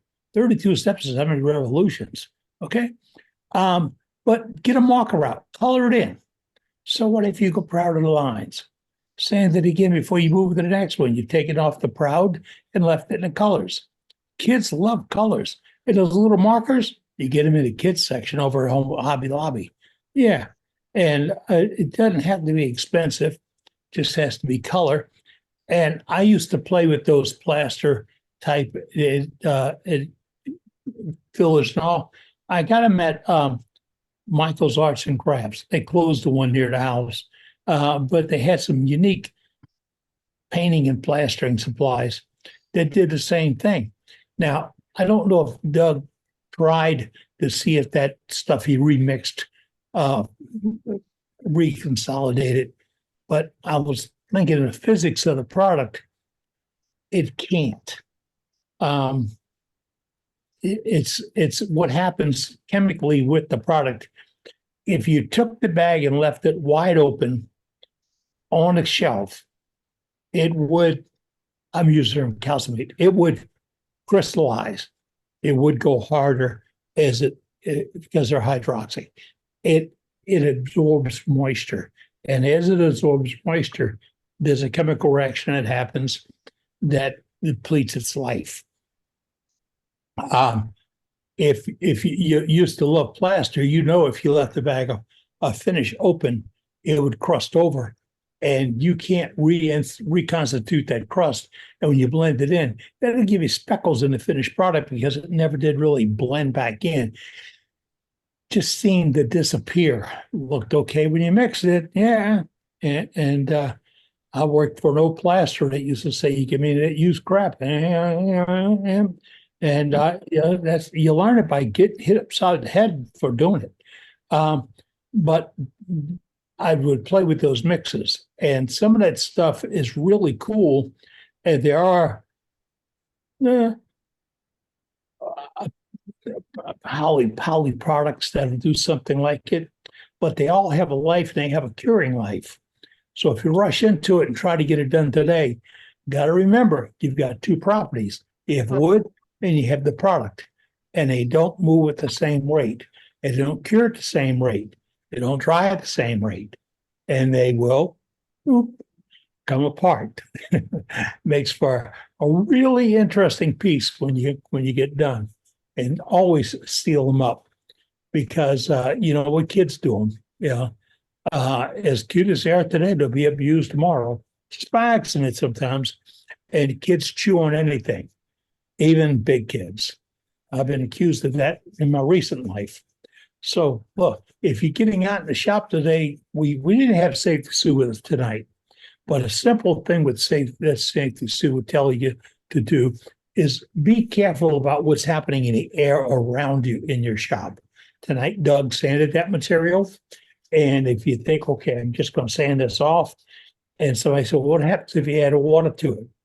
Well, if it does react, it does reconsolidate, adding moisture to it. You've sanded it. Where is it? And where can it go?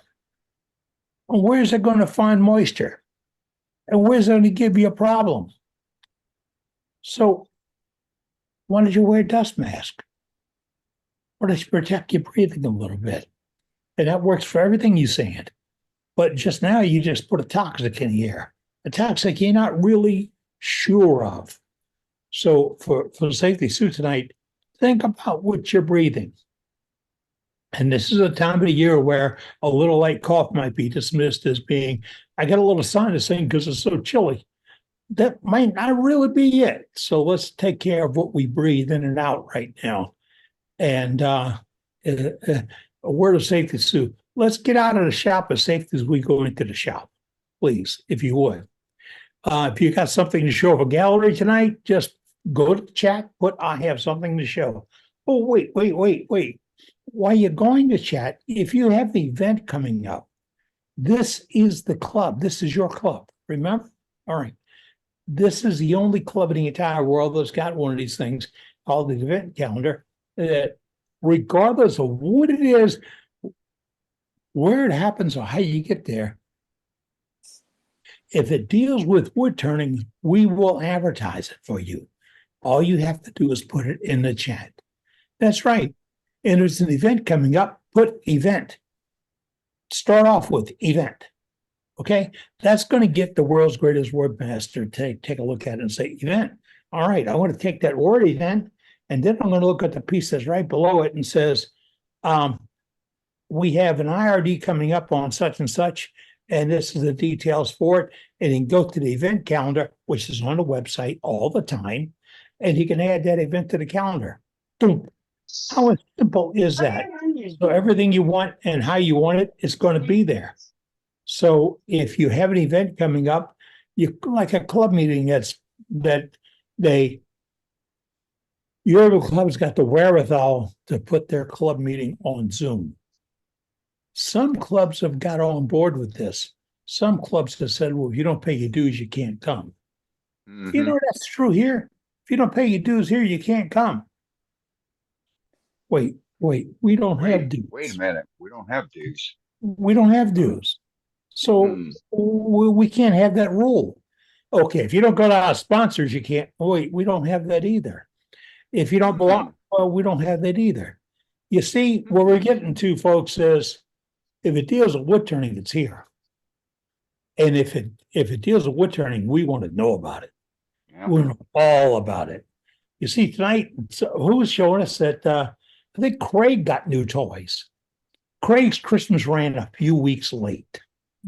And it's because Craig went around and left a catalog out, folded to the page with the toys he wanted on it for Christmas. Well, Craig's family got misled by that. So for Christmas, Craig's family gave him a magazine rack to put his magazines in so he wouldn't leave them laying around all over again. All right. And then they caught on and said, oh, wait, those pages were all in tools he wanted. So they got him those tools. And now we're going to see what he comes up with.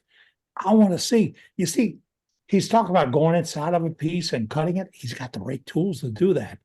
You can get in there. If you learn how that cutter cuts, And that's what you don't, and going inside ain't the way to learn how to cut.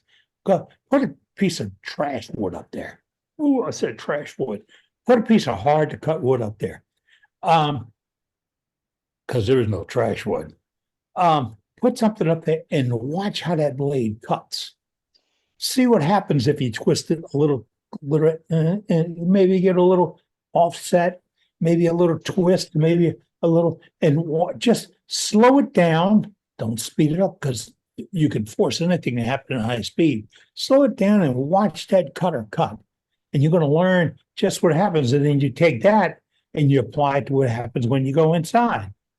No surprises. So I can't wait till next week when we see what Craig comes up with. Same thing for you. What's new for you in this year? That's one of our missions in January. What's new in 2004? Yeah, that's on the front page of our website. We have a list of missions of projects we'd like to see are things you should think about for wood turning. And that's what's up for January. For February, for loved ones, share what you made for loved ones, anything from rings to urns. If you're in a little bit of a contagious situation with the wife right now, don't make her an urn. Some of them take it bad, take it real bad. But make her a ring, and it's so simple. You remember what I said? You don't have any trash wood? You really don't have any trash wood. Have you made napkin rings? You do a lot of decoration on napkin rings. You want to have fun? Make napkin rings with Matt Harbor. That's going to happen. That had to be a boot in the butt, really. Or make napkin rings using your Duxbury jig for ornamentation. Whoa. Think about this. Billy Bird sitting there going, oh, my head hurts. Oh, this can't be good. Yeah, you see, that's what we get here. We got these little ideas. Napkin rings. They're simple little we could make napkin rings and turn them multi-axis. Hey, you see what happens when you do this? You Challenge start accepted. Yeah, and then you go to a dinner party, whatever, and you bring 4 napkins, 4 napkin rings, and you leave it all behind when you go. It's cool. It really is. And if you think it's a simple little project, put a twist on it. Really put a twist on it. Have a little fun with it. Take all that ornamentation that you've come up with, all those little ideas, all that wire burning, all that embossment. Man, I tell you, you can have so much fun with those decoration tools. Every one of them, every single one of them, because there are no rules. You don't have to say, "Oh, I want mine to look just like such and such." No, you don't. No, you don't. You don't look like yours. And think about this: the crazier you get, the more they want to lock you up. It's all right, So that was just one idea of things you can do for people you love and people you hang out with. You got Valentine's coming up next month. Easter's not too far away. We're cranking in, getting in. I love this, and I love to see these little ideas. Multi-axis napkin rings by Matt Harbor with a Billy Bird touch on a Jim Duxbury jig. Can't beat that. Man, I'll tell you what. We're baking a cake. I gotta go get me some. I gotta go get me some Tylenol. Goodness gracious! Right.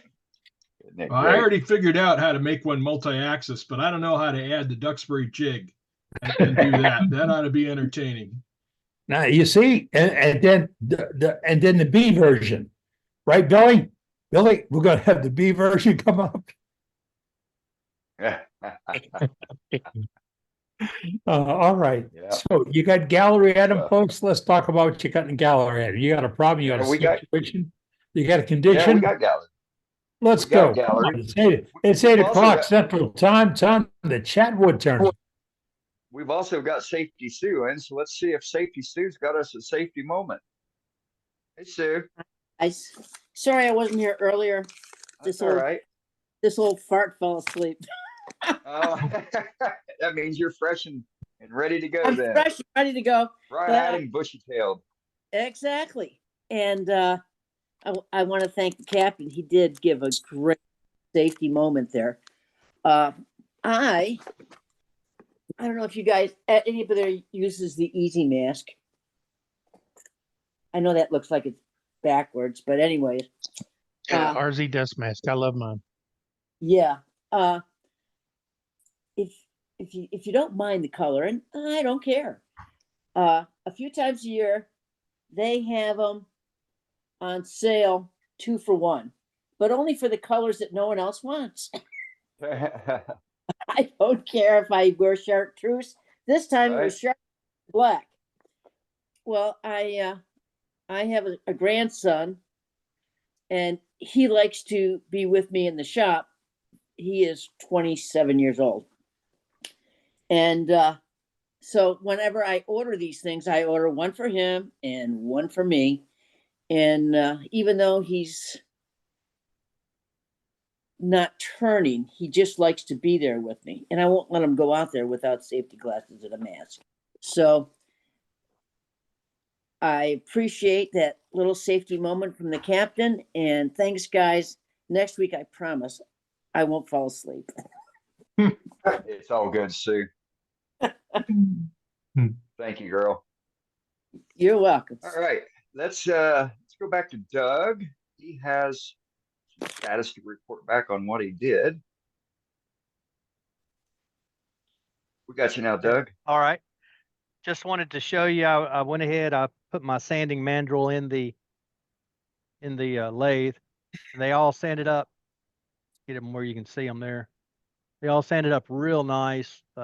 No problems, no issues whatsoever. Also, the little bits that the dust, the sanding dust that I put in water to reconstitute, it doesn't work. So no, the answer is no. It cannot be reconstituted. I have already put the link in if you want to try some Jesmonite, or not Jesmonite, some of this resin-crete at 10% off.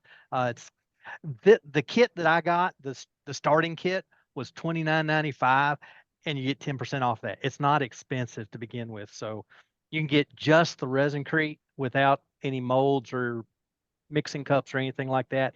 Seems like it's $20 for the 1,000-gram bag. It's not very expensive. So anyway, there you go. There's nothing so far. You're exactly right, Craig. He said that he would think the chemical reaction would only work once, and that's what Eddie said as well. It does not. It will not do again. So hey, Doug, you know what it would work with? What's that? CA for your cracks. You're probably right. Just putting the powder, the sanding powder. Yeah. Yep. Yeah, that would give you some color in there. Yeah, absolutely. That would work really well. Yeah. Good deal. Good thought. Amen. All right. Thank you. Yeah. Just wanted to give you that update. Sounds good. Appreciate it. All right. Let's go to Craig. Again, he forgot something. Craig? Got to unmute yourself, buddy. You're muted. Hey, is that better? Yeah, now start over. Okay. All right, we got Craig now. One of the things that we've talked about last year and everything was using different things to inlay in the cracks. I've used the ground coffee. I've used the ground tea grounds. I use the key shavings, and I save my eggshells for gardening in the spring, and I put them in my little Oscar and pulverize them. Well, let's see, where is it? There it is. That is actually eggshell. And I did the same thing. Thought about that. Same thing there. Just mixing it with forcing it in there. If you have a mortar and pestle, which might be one of my next projects, is making one. You can take those. The eggshells are still kind of large for stuff like this. So if you take and pulverize them a little bit more so they're more of a Yeah, powder. turn it into dust. Yeah, and basically what I do is I fill it in. I take the edge of a knife and I force it in. Then I pile it up on top, and I take something blunt and kind of crush it, and then I put the CA glue on it. And if it wants to soak in, I'll put more CA glue on it. I don't think you can use too much, but it works pretty good. The one thing that I wish I had done is these were obviously white eggshells. If you get I've also got a jar of brown eggshells. If you look at those, they're white on the inside and brown on the out. So you get more of a varied coloring instead of just a solid white like that. Yep. But that's it. Great idea. That's it. Yes, All sir. right, good idea. Thank you, Craig. Anytime. All right, let's go to Bert. We got you, Billy. Nobody behind you. Yeah, well, I've got some background noise. Hopefully y'all can hear me. No, I'm you're almost good. ashamed to show this because it's not nearly as pretty as Dane's, but I did this, oh my, three years ago. It's blackjack oak. It's not, like I said, it's not nearly as elegant as Dane's is. Oh, shucks. Man, that's beautiful, but Billy. I just Great I show. just I like wanted that. to. I like that I had blackjack an oak. idea. I love blackjack oak. It's Yeah. hard, but oh man, it spalts up so pretty. Yeah. Anyway, I had this bright idea to turn a live edge hollow form, which is what I did, and it's still pretty heavy because it is oak. And I guess I left it. Well, it's about an 1/8 inch thick right here, and most of it's probably closer to a quarter.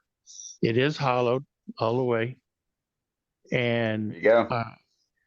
I made this out of, I think this is hackberry, and the finial is maybe redbud, but it's not all shiny. The only finish that's on here is Howard Fiegenwetz. And like I said, I did this about 3 years ago, burned my logo with my branding iron in the bottom. It's not pretty and shiny like Dane's, but Is there a name? Really. Is there a name That's for some this big cracks style to of? fill. Is there a name for this style of piece? I don't know. My wife said it I looked don't like know. a When Manchurian the first headrest. when She I was said it turning looks. the natural edge, I just got the bright idea that, hey, this would make a cool hollow form. I hadn't seen Yeah, one before. I had the same idea, and the one thing I discovered after turning this is I don't ever want to do another. They're tricky at the bottom. They are tricky at the bottom. The tough part was getting all this sanded nice without, damaging my hands and stuff. Yeah. Yeah, it was a bear. And the inside, I sanded the inside as far as I could reach, which isn't far. So that's about that far. So it's mostly sanded on the inside. But yeah, like I said, I'm almost ashamed to show it because it's not nearly as pretty and elegant as Dane's, but it was interesting nonetheless. Yeah, the second It's one very I nice, did. Billy. The second one It's I very did nice. turned a lot easier than the first one that I did. Okay, I'm still not sure I ever want to do another one. Confidence builder. All right, you got thanks, that Billy. right. Okay. All right, let's go to Dennis. What's going on, Chief?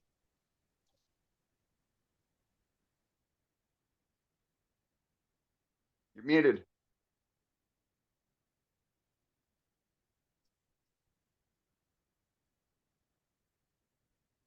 All right, now try. Yeah, there we go. A friend of mine wanted a paper towel holder, so Oh, I went ahead and Made a paper towel holder for her with a top that comes off. Nice. Red oak, and it had a piece of ash for the top handle. Nothing fancy, just Nice fit. paper towel holder. Well done. Stick around. I'm going to show off the paper towel holder I made a couple days ago for the wife. Okay, good. Thank you. You're welcome. All right, let's go to Leonard. You got me? Yep. We got you. All right. So I started playing around with again, leftover stuff from construction. So I made a simple platter. It's out of a stair tread, leftover cutoffs. Came out pretty nice. So it's pine. Yes, it did. And it came out beautiful. really see, but yeah, it's I mean, it's smooth. It's I tried to play around with different shapes and stuff like that, but just a simple platter out of a leftover stair tread. Yeah. This is not that simple either. Doesn't Looks look great, that Lance. simple either. That's pretty. Thank you. Are you going to put some finish on it? So I have on here, so I sanded it down to 400, then I put on a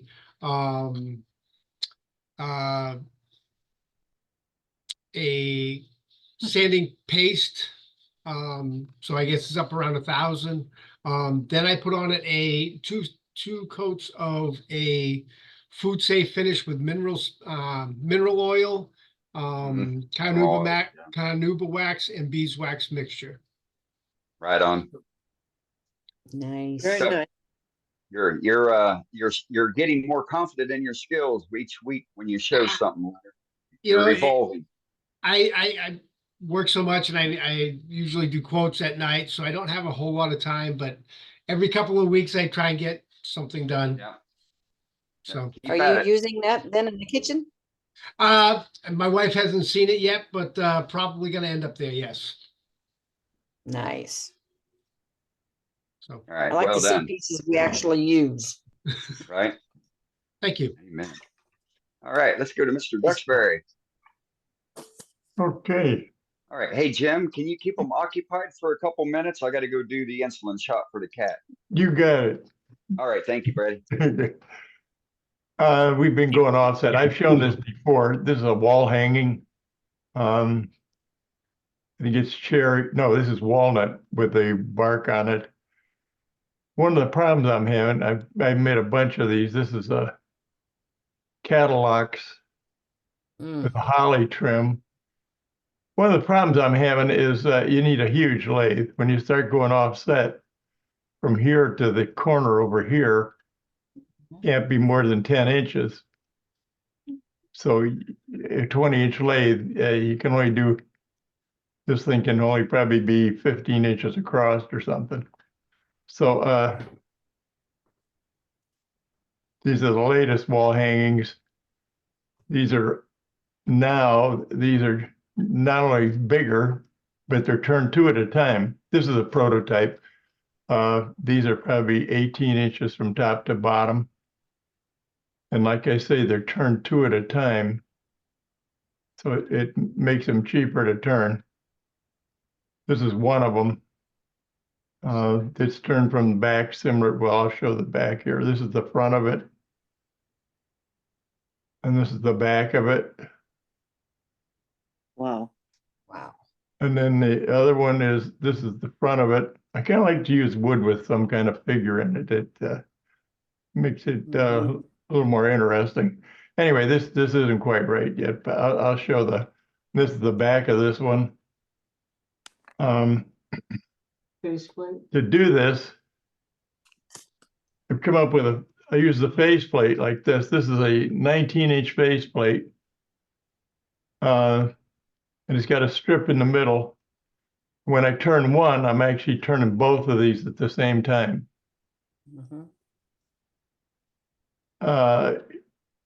it hasn't been perfected yet. I thought this was gonna be great, but the strip's too wide and also the board's too wide. There's too much space over here. But if I get this right, this strip, this part underneath here will actually come into this first one here. So it's probably about 1.25 inches too wide. So I've got to take some out of the middle strip. I use the middle strip as a register to put the whole thing on. So it registers. All I need to mark in the center here. The strip in the center is actually screwed on with the use of the tailstock. So you just mark the center of this, pinch it against the faceplate. Oh, I got one more. That's what it looks like when you take it off. The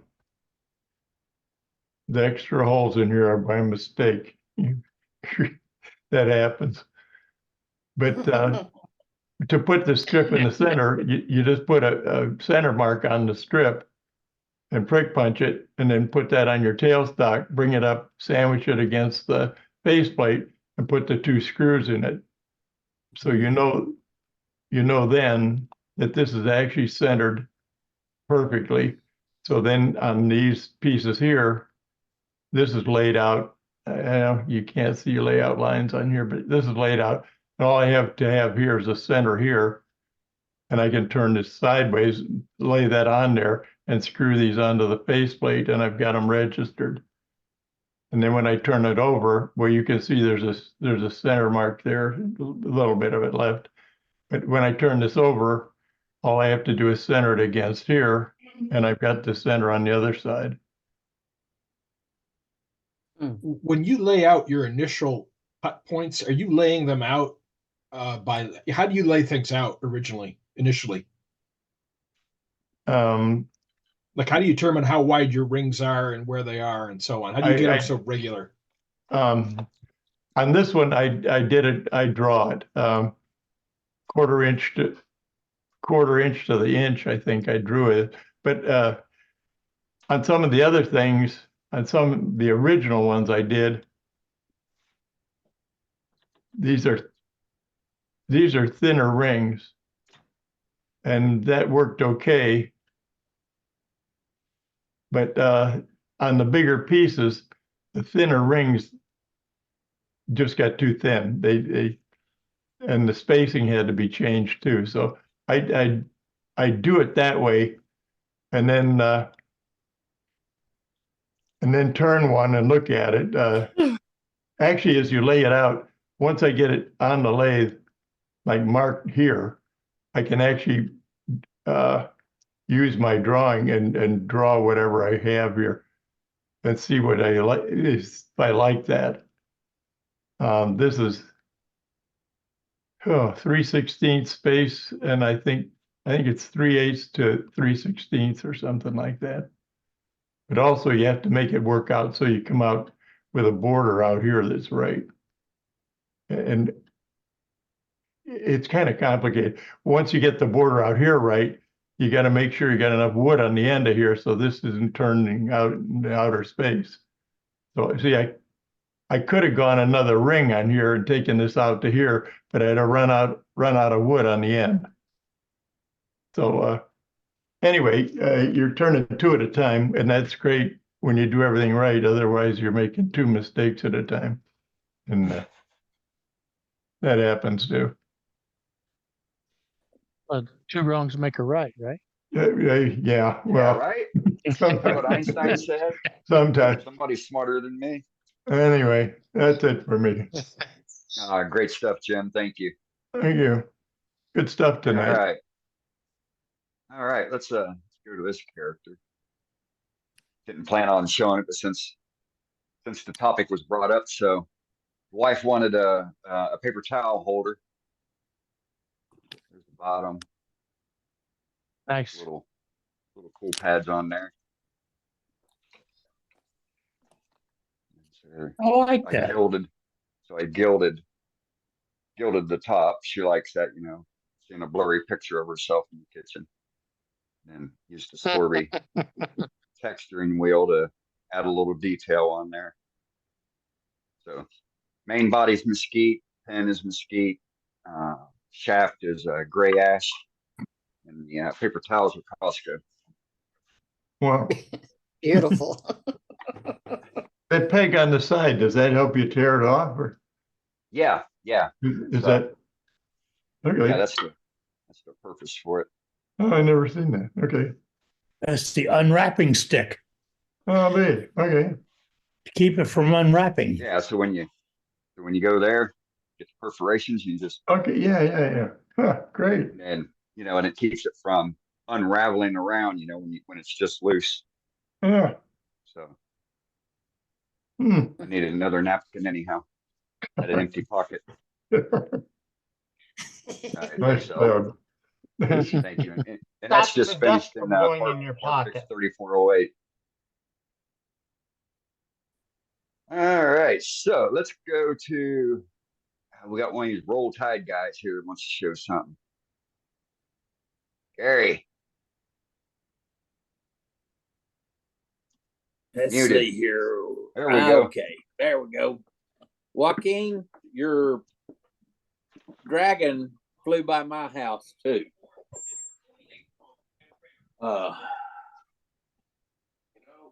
Brown Mallee, burl. Don't know if y'all can really see. And I poured some white with mica powder in it down in the burl, but it doesn't show up. It doesn't matter. Before I cast the rest of it, it did. But then I tried to mix orange and red, and they bled through pretty good. And I made a little stand out of just a piece of maple, and it's got black lacquer on it. But the dragon flew by my house too. Those are fun to make. And then they were talking about bowls with feet on them or keeping them off of the table.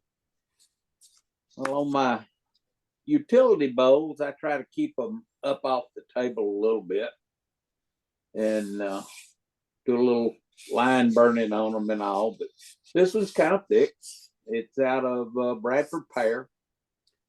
And I kind of like the style, and it made for a really nice little kitchen type bowl.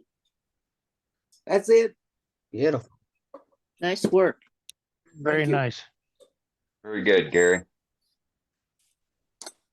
All right, so let's go to Gary.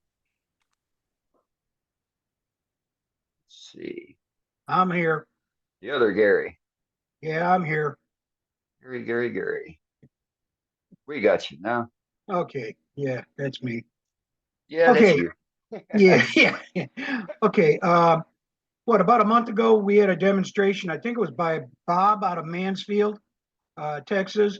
I'm not positive on who did it, but I think it was him, on making bells. Well, it was just before Christmas, and I thought that might not be a bad idea. The one thing he didn't tell you, when you make bells, you can't keep them. Anybody sees them, they want a bell or bells. How about that? Anyhow, I have 3 left. I've turned about 20, and I've got 3 left that I refuse to give away. They'll be gone to other people shortly. This was made out of a billet that I made for making rolling pins. I did them about a year ago, and Yeah, I remember. I screwed one of the billets up, and I've saved it. I've just kept it because I didn't want to throw the wood away. It was such a pretty piece. And I discovered that if I cut it into 5-inch lengths, I can make a real nice bell. And I hope you can hear the bell ringing. You can kind of hear it tingling. Okay. What did you use for that? For what? For the bell, the inside. Oh, I just got a jingle bell inside that I've attached with some jewelry chain on the inside, and I just screwed a eye into the handle that comes out. I found that I keep these things about 3 inches to 3.5 inches high, and 2.5 inches wide at the bottom. I used for the first time, I used a Trent Bosch hollowing tool. Had absolutely no trouble with these. These came out just beautiful with the hollowing tool. That's Yep. one. Makes a This was difference. another one, and don't ask me what kind of wood it is. I haven't got the foggiest idea. But there's all kinds of different shapes that you can make. This basic shape I happen to like, but you can thin this and change this curve up here and make it a swooping curve up to the top. And it's funny how the different woods give you a different sound when you ring them. Mm-hmm. Yeah. And I just was playing with the handles to see the different size, and have no idea what the wood is, but some found wood in the shop. But anyhow, this was because of the inspiration to make the bells. Like I say, once you make them, you can't keep them. People like them. Well, that's good.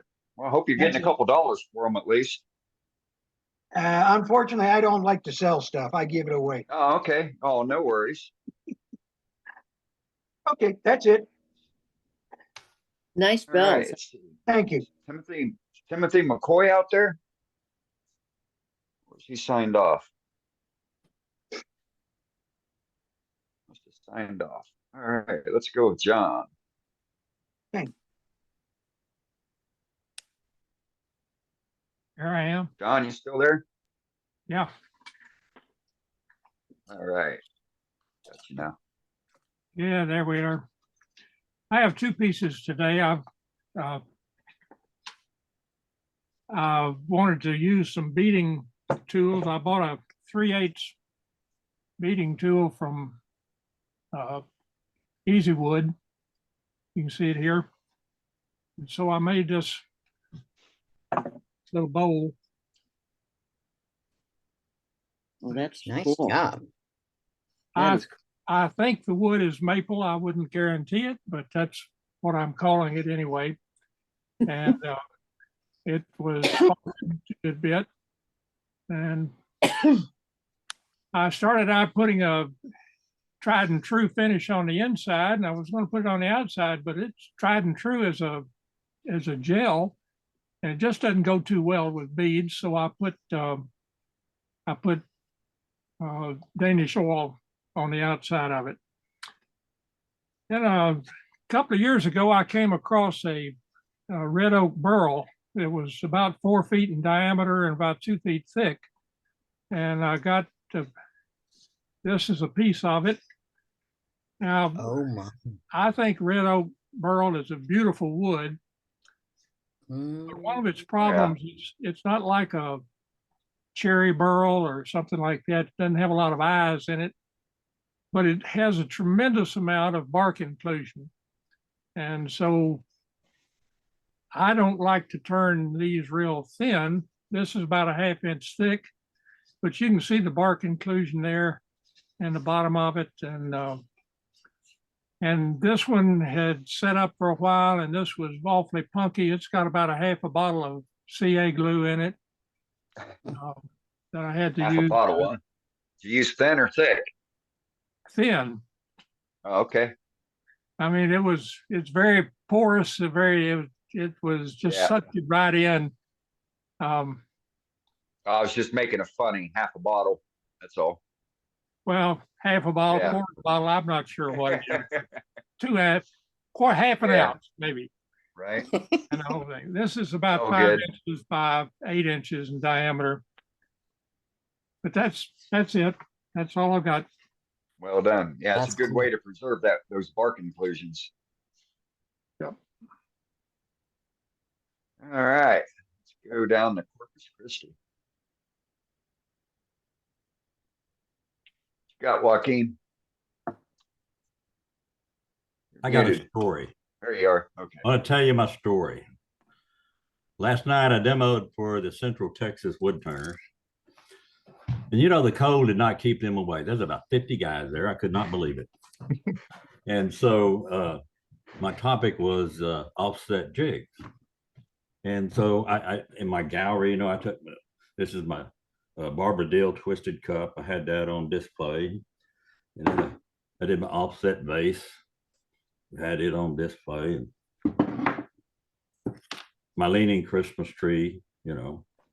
Then what I was supposed to demo was one of this bird. This bird was at the gallery, and I was asked to demo this bird. And it didn't work on the DuxChuck. And pretty soon, in a little bit, I want to share a screen with Jim, Dane. But so okay, I'm using this called the Paul Howard chuck. And the Paul Howard chuck is two pieces together, and it's got a swivel, and you twist it back and forth. Well, I started doing this, and it started looking pretty good up here, but I got down here in the middle where I'm in the center, and I've got tool marks. I can't do anything with it. I don't know what's going on. I'm getting catches. And this has got a dovetail in the back to fit on your chuck. And so I think I just turned too many birds on this thing and too many bases to where it wore out. We rotated. And I started getting down here, and it come off and hit the floor, and it was over with after that. But I mean, it was a great group of guys. I had a lot of fun with them, and a lot of discussions about the other stuff. But let me share a screen with Jim Duxbury. You had their attention after it falls off. Yeah, but I won't. Yeah, where's the video of that? Come on. Learn from this. We need to put a faceplate here if we're going to do this, and make it solid where this doesn't wear out. You see how it all busted and split? Yeah. And this is about the sixth bird I've turned on here, and I'm out here about 12, 14 inches, and it was too much for it. Yeah. And so. Dang, can you share a screen? Can you put Jim on here with me? Yeah. And yeah, I don't know how to do that. Oh, you can also cut and thread that, Joaquin, so you'd make it its own faceplate. Yes, you could. And the plywood I felt like was stronger, but it wasn't strong here. Is Jim not on? yeah, No, Jim's on. I'm on. He ran away for a minute. Yeah, So, they ran. For my display, Jim, I took the DuxChuck up there. Now I want to show you a real DuxChuck. This is what a real DuxChuck looks like. Got a froze. Yeah, that's what a real DuxChuck looks like. Okay. Get you spotlighted again. There we go. Real DuxChuck. Hey, That's when your nice. name, I make those. Hey, when your name's Duxbury, you make all kind of those things, okay? But I had this out, and I was going to take, this was just on a demo. I mean, just for show and tell. And so when I wanted something in it before I left, I said, I got to turn a duck in this thing and show it to Jim. It's a DuxChuck. It's a real DuxChuck. Well, I like that other chuck, and that's a neat chuck. But when you start indexing, when you start to go to a different center, is that turned on 4 centers? Now this one's not just, this one here just has, you can just go 3/4 inch off center with it. You're just 1 center, okay. But I did an improvement on that where this is a bigger one. This is 8 inches. Yeah. So I put a split down through here and bolts this way where I can index, and this was indexed. But when you go, you're going from 1 center to another center and then doing 3 indexes. Yes. If you want to go from on a real duck, you turn it on 4 centers. And the problem with that is when you go from one center, when you go from 0 to 1 center, and you turn your first design. Yeah. If you want to go to a second center, you've lost your indexing. You've turned the whole thing, you've lost your indexing. You don't do that with a slide bar kind of DuxChuck kind of thing. You can go to multiple offsets and keep the same index. Yeah. This is a, I don't know, you can highlight me. Yeah. I got you. Hold on. This is turned on 4 centers. Oh, really? Yeah, mine's just turned on 2 centers. Well, there's a center. You damn thing.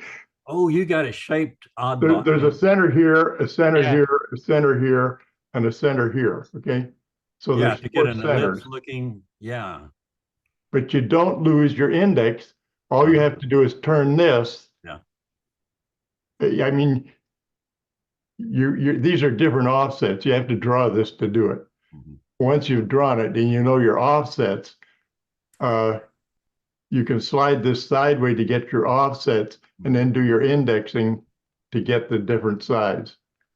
Yeah, this one, it's like, let's see here. You can move it side to side. Yeah. And then you can do the indexing with this, which this one stayed there and did these three centers by twisting it to get the 3 centers. Yeah. Well, that's okay. But if you wanted another offset and do like to complement those 3, if you wanted to do another offset, you would lose your indexing on that center part. Okay. I understand you're going to Anyway, you're going to demo it at SWAT this year, right? don't tell anybody. I don't know. I haven't been picked. Don't tell anybody. I put in for it, but they haven't picked me yet. But okay. You're not supposed to know that. How'd you know that anyway? I don't even know. Because Barry is mute that conversation. Mute that conversation. Center Texas wood turners, and I met him up there and talked to him. Okay. And he knows that same about way me I doing do. it. He says, "You can't do the Duxbury Church." I said, "I'm not doing the Duxbury. I'm doing the Paul Howard." Paul Howard, yeah. And so, well, Paul Howard's very similar to the Sorby Chuck. But the Sorby Chuck's $500 or $600, and it's gorgeous. They give you 2 books of instructions and a video, okay? And if you can follow that, you can turn anything. I can't wait. It's fabulous. This year.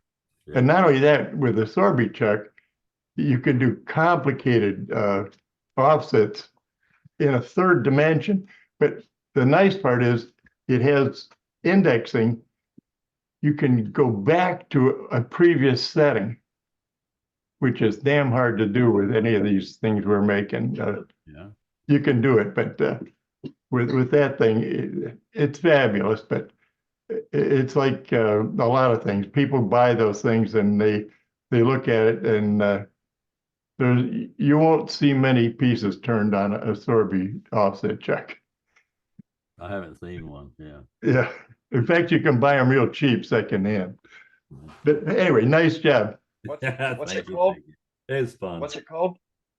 Sorby makes an offset chuck. It's about 4 pieces. It's a gorgeous piece of equipment, and keep my eye out. You buy one secondhand. They're about 600, $500 or $600. But if you find somebody that's really tried to use it and they're really disgusted, you can buy one for $250. Yeah. Okay. sounds good. It's like a shopsmith. All right. Let's go to Bastrop. Hey, Tim. We need to watch that. Hey, good evening. So I haven't put it on the truck yet, but I was going to show this to you last week, but so the wife went out and got me a larger sticker made, This thing's about 4.5, almost 5 inches in diameter. The other Worldwide Wood Turner sticker that I got on my truck, I've replaced 3 times already. Heat, weather, etc. Just it's not holding up. So she went out and got me a vinyl sticker made. And the guy said, "Well, I don't have a pattern." So she actually just went on the website and boom, popped it up. So I want to show you guys that, and then I need the circle cutting jig. So just a simple circle cutting jig, nothing major, just for the bandsaw. This piece comes off. Of course, you have center line holes drilled about every 1/2 inch. You know, guide rails on the back end. But I know there's a million plans out there. I was looking at some Axminster Tools stuff on their videos because I like watching Colin Way and all those guys over there. And anyway, the bottom, that's a little shelf pin. So that shelf pin fits into all those holes. So either I can have this little spinning deal here, and that's about probably 6-inch circle. But all I did was I took 4 screws, drilled them in the bottom. Now I can mount wood up on top of here, round, and it'll cut just fine on the bandsaw. One point of order though is you got your center line where you're cutting. If it's a large piece of wood, you're probably going to need another piece of 3/4 inch underneath the opposite side of the bandsaw blade, just to give that wood support so it doesn't tweak on you. But this spins just fine on there. I've cut numerous bulb lengths out of some fresh wood that I got, and I'm going to put the link in the description if anybody wants to go look and see how that was built. Again, pretty decent little jig. And I know there's, like I say, hundreds of different bandsaw, circle cutting jigs, but that's probably the easiest one with the least amount of parts. That's cool, Tim. What was the white material? The white material is MDF. And I happened to be at IKEA one day a couple months ago, and I got a flat cart full of MDF cabinet parts, doors, and just pieces of disassembled cabinets for $50. Couldn't pass it up. I mean, Wow. Literally pulled up the bed of the truck. So for $50, hey, I've got plenty of shop projects that I can use that on. So Fantastic. Nice Well job, done, Tim. Tim. well, thank you much, and we'll let you get back to somebody else. All right, sounds good. Let's go to cold Michigan and see what Mr. Edwards has got. Hey, Dave. We got you, Dave. Okay. How are you? We're good. We're good. How are you? Staying warm? I got a little thing I just made. It took me about 3 weeks to make it, but this is what I ended up with. Oh my Yeah. goodness, Ooh, pretty. that is gorgeous. Playing with resin again, I It's- see. Yep. Ah. Hold on. Let me get you back on. It's not a bowl, it's more like a platter. Looks like a mini roulette base. Yeah, it does. I don't thought know- that was brass in there, I don't know not what happened. resin. Wow.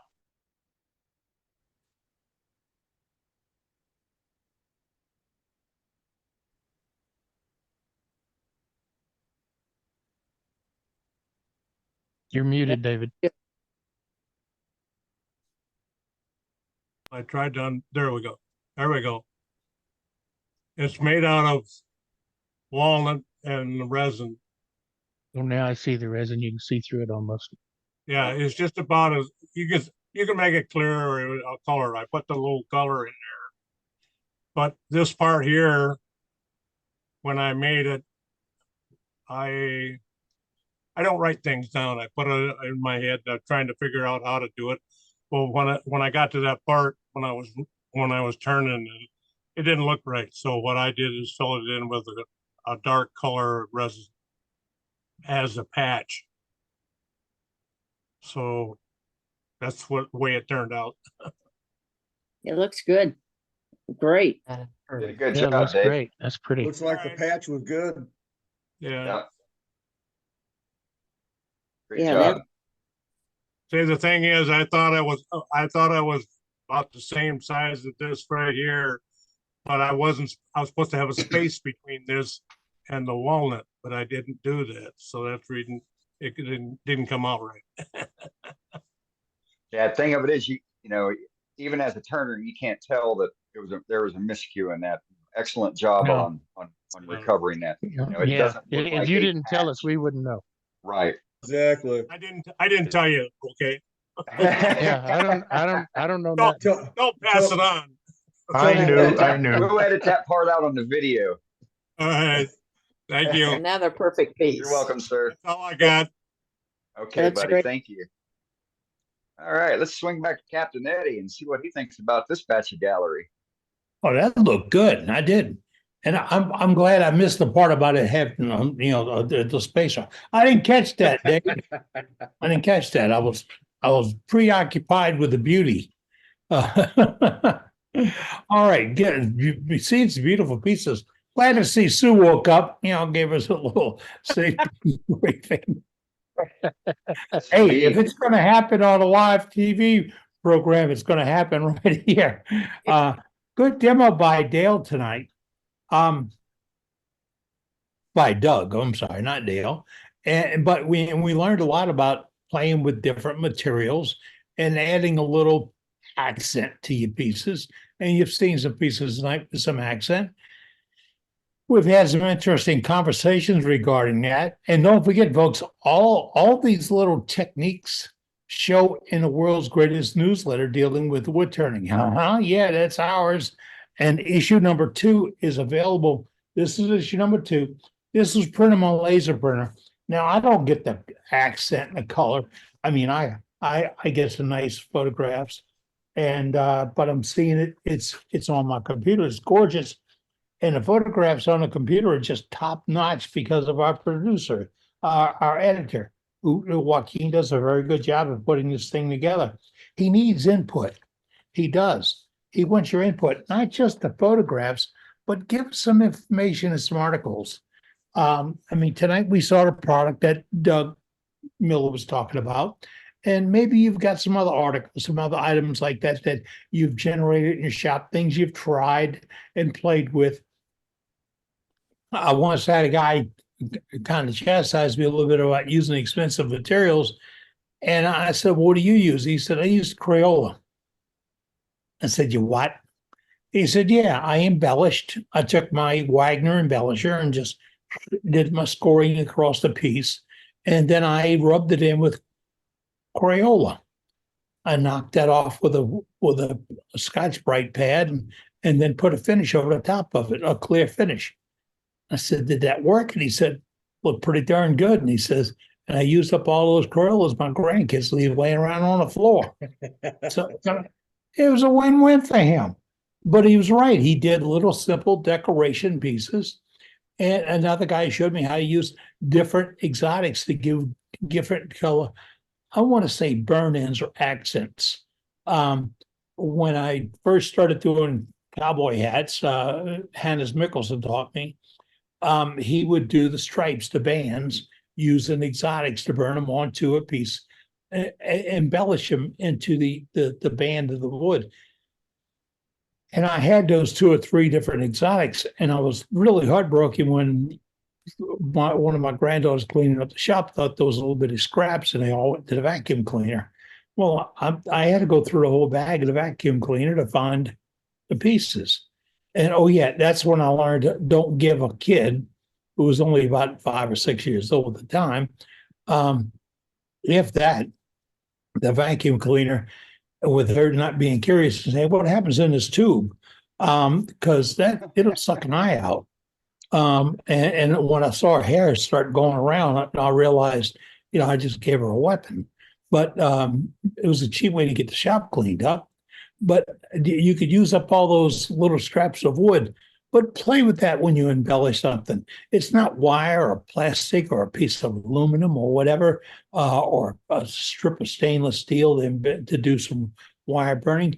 Let's get away from wire and start using some exotic woods. If it's harder than the wood you're turning, it will burnish it, and it will leave a trace, a track when you get done. And don't pick up the sandpaper to clean it off, because it'll rub it away. Use your Scotch-Brite pads, and they got them in different grits. Go with a fine one and knock it down a little bit, and you'll come up find a way. You go from a dark, real dark hue to a lighter hue, and you can shade that as it comes up on the side of a piece. It's a fun thing to play with. Embellishment can sometimes make the piece, but you got to be careful. Remember, too much kind of gets gaudy. But sometimes if you can enhance the embellishment, we saw a piece tonight. Was that Howard that had that piece that he did some laser engraving on? Yeah, that was Howard Johnson. Howard, yeah. He played with that laser engraver, and then he embellished he played with the embellishment, accented the colors. Now, as I was sitting there looking at it, I'm thinking, wow, I've got some of that rubbing colored wax from or colored ads from Cindy Droz I got years ago. And so it's gotten pretty thick and rich. That would be something I'd be rubbing in on the piece and then Scotch-Briting it back off, rubbing it back off to leave a little bit of trace of it down in there. You only want to bring it out. You don't want it to grab you from across the room. You just want to make it stand out a little bit. And you could play with that in a whole lot of things. I mean, I'm wondering, probably Matt Harbor sitting there saying, yeah, I got a whole drawer full of that stuff that I could, mix up and whip in and all that. And then you got Doug on the other side saying, I got the covered, Yeah. So when I think came about adding dyes to the mix that he had, somebody said RIT dyes. Thinking, well, some of you folks are stuck on RIT dyes being a liquid RIT dyes. I'm old. I remember it was a box. I remember it was a box, 3x5 box, a half-inch thick. They still make it like that. Yeah. And that's what RIT dye meant. And you could pretty much RIT dye anything. Sure and can. if you weren't careful, you RIT dyed everything. The worst thing you can do, I'm not going to tell you about that story. It was in a washroom, and when I was in the Air Force, and everybody had pink underwear for weeks. I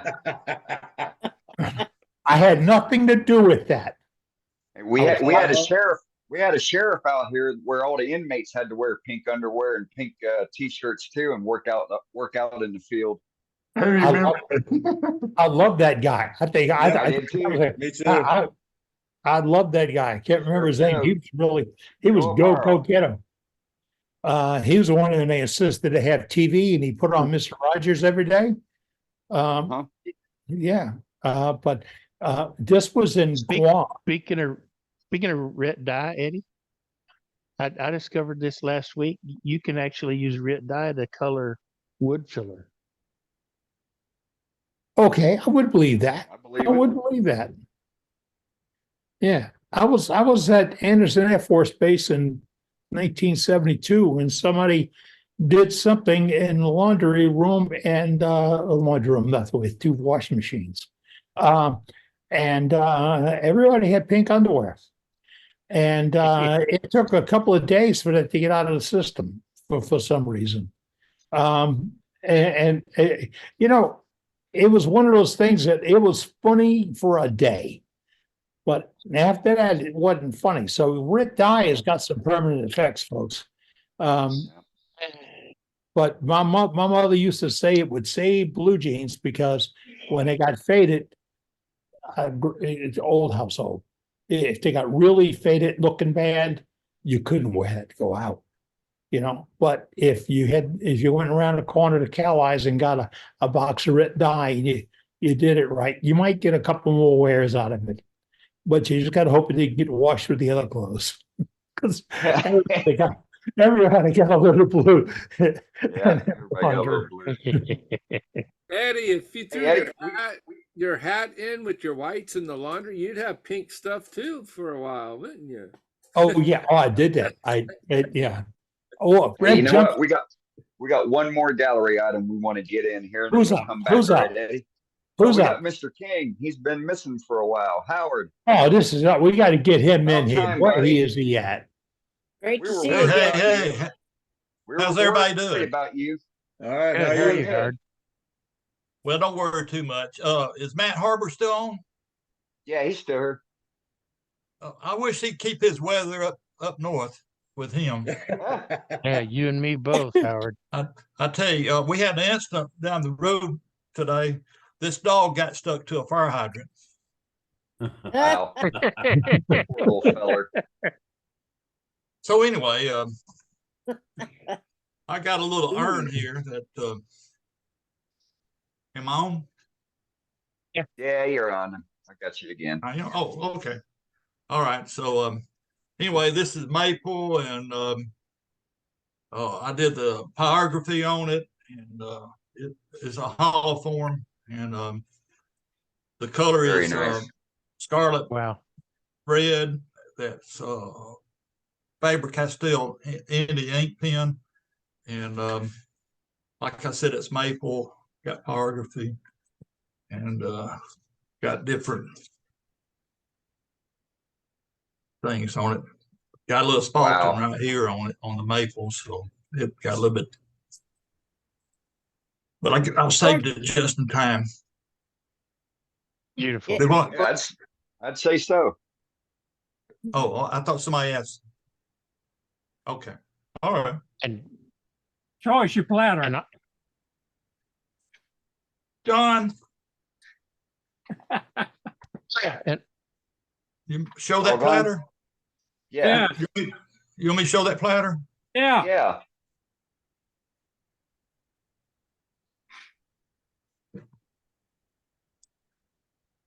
And I'll second your roll tide there, Howard. Oh my goodness. Yeah, that's nice. Wow. That's I sweet. don't know if you can see it. It's mahogany. Oh, yeah. It's mahogany, and I got it a little bit too thin. No, you didn't. It's about No.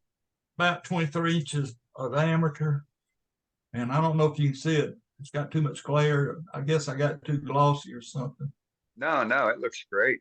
It's Not too fantastic. glossy. You can see the colors, Howard. Wow. Okay. Yeah, you can got see some the depth to lines it. too. Yeah. The Those Chatoya- arced lines You making can it even look see like the a shell. you can even see the figure in the wood in the center Yeah. with, Yep. with the rays going out. Yeah, That's that an excellent spiral is piece, Howard. wonderful. Here's the back of it. That's Yeah. beautiful. Sweet. That is gorgeous. Yep. So you got your pyrography on the back. Yeah. Right. Yeah. I hate to do it because it's such a beautiful piece of mahogany, and I just but Oh, you I had just- made up my mind to do it, Yes. so I went ahead and did it. So Yeah, I've That's never pretty. seen a piece of mahogany that big. It's well, beautiful. it was 3 inches. It was about 4 inches thick, and so I split it in half. I didn't have a rip saw. I had a crosscut saw, and it took me all day to cut that in I half. bet. Okay. And the problem was it on a crosscut, it just follows the grain, Yep. and so it kept going in and out and everything. That's why it's so thin, because once I got it kind of clear, but with all the cuts I did, I actually cut through this thing about 4 times. So, but anyway, I don't know if that well makes done. sense. Yeah, it does. I know exactly what you're talking about. That would make a beautiful tabletop. Yeah. Oh, I yeah. know, A little right? end table or something. Right. So Ruby, I got me a shield too, Ruby. So I gotta make me a Good job, sword. Howard. I gotta make me a sword. There you go. Got to do that out of blackwood. Right. Thank you. All right. Thank you, sir. Beautiful, Howard. Thank you. All right. Let's go back to Captain Eddie. Closing Oh, that's ceremony. amazing. That's some Wow. amazing work. Really is. That is. And we've seen some beautiful work tonight.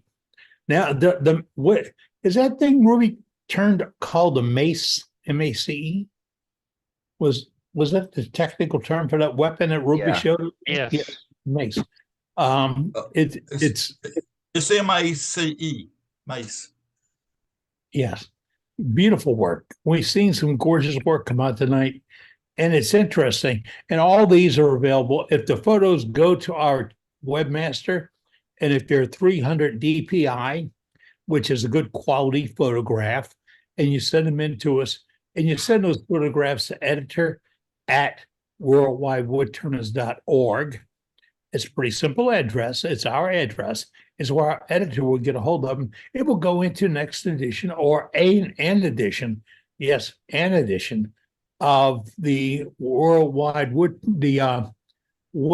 Turners Worldwide newsletter, which comes out every other week. Yes, it's regular schedule. Every other week we get a new edition, and we're looking for your work to be in there. Now you can find us by going to our website. Across the top of the banner, you see newsletters. Click on it. Then you go drop down. It'll show you picture newsletter, and then it'll give you a little chart that you can go to, and you pick the one on a date, the date. Then the date is 01/17. You click on that, and you will get it. You can download it to your computer. You can save it as a PDF. You can print it, or you can send it to somebody and send it to everybody you know, because that's what the deal is. We want everybody to get this newsletter. It's part of the world's greatest wood turning club, yours. That's right. And you get what you pay for. You're not paying for anything. You're getting the world's finest right here all the time. We've seen some great work tonight. We got a great demonstration, talked about new products, saw some new ideas, talked through a whole lot of situations, solved some problems, and above all else, we pushed the create button in your brain, and we asked you to turn something to show us next time we get together. I'm Captain Eddie Castle, and I'm the moderator. It's your Wood Turning Club. We'll see you back again here next Wednesday evening. Bring a friend. Until then, be safe. Oh, I got to remind you, save the chat. Donald down in Australia will tell you right now, save the chat. Go to the chat thing, click the little button, and save the chat. Saves on your. All right. If you don't get it done, it'll be on our website, the world's greatest website, in just a day or two. That's what we do here. We collect information and we share it. No burdens, no problems, nothing else. Until next time, y'all be safe. Good night. All right. Thanks, Have a good Captain Eddie. week. Good night, everybody. Good night.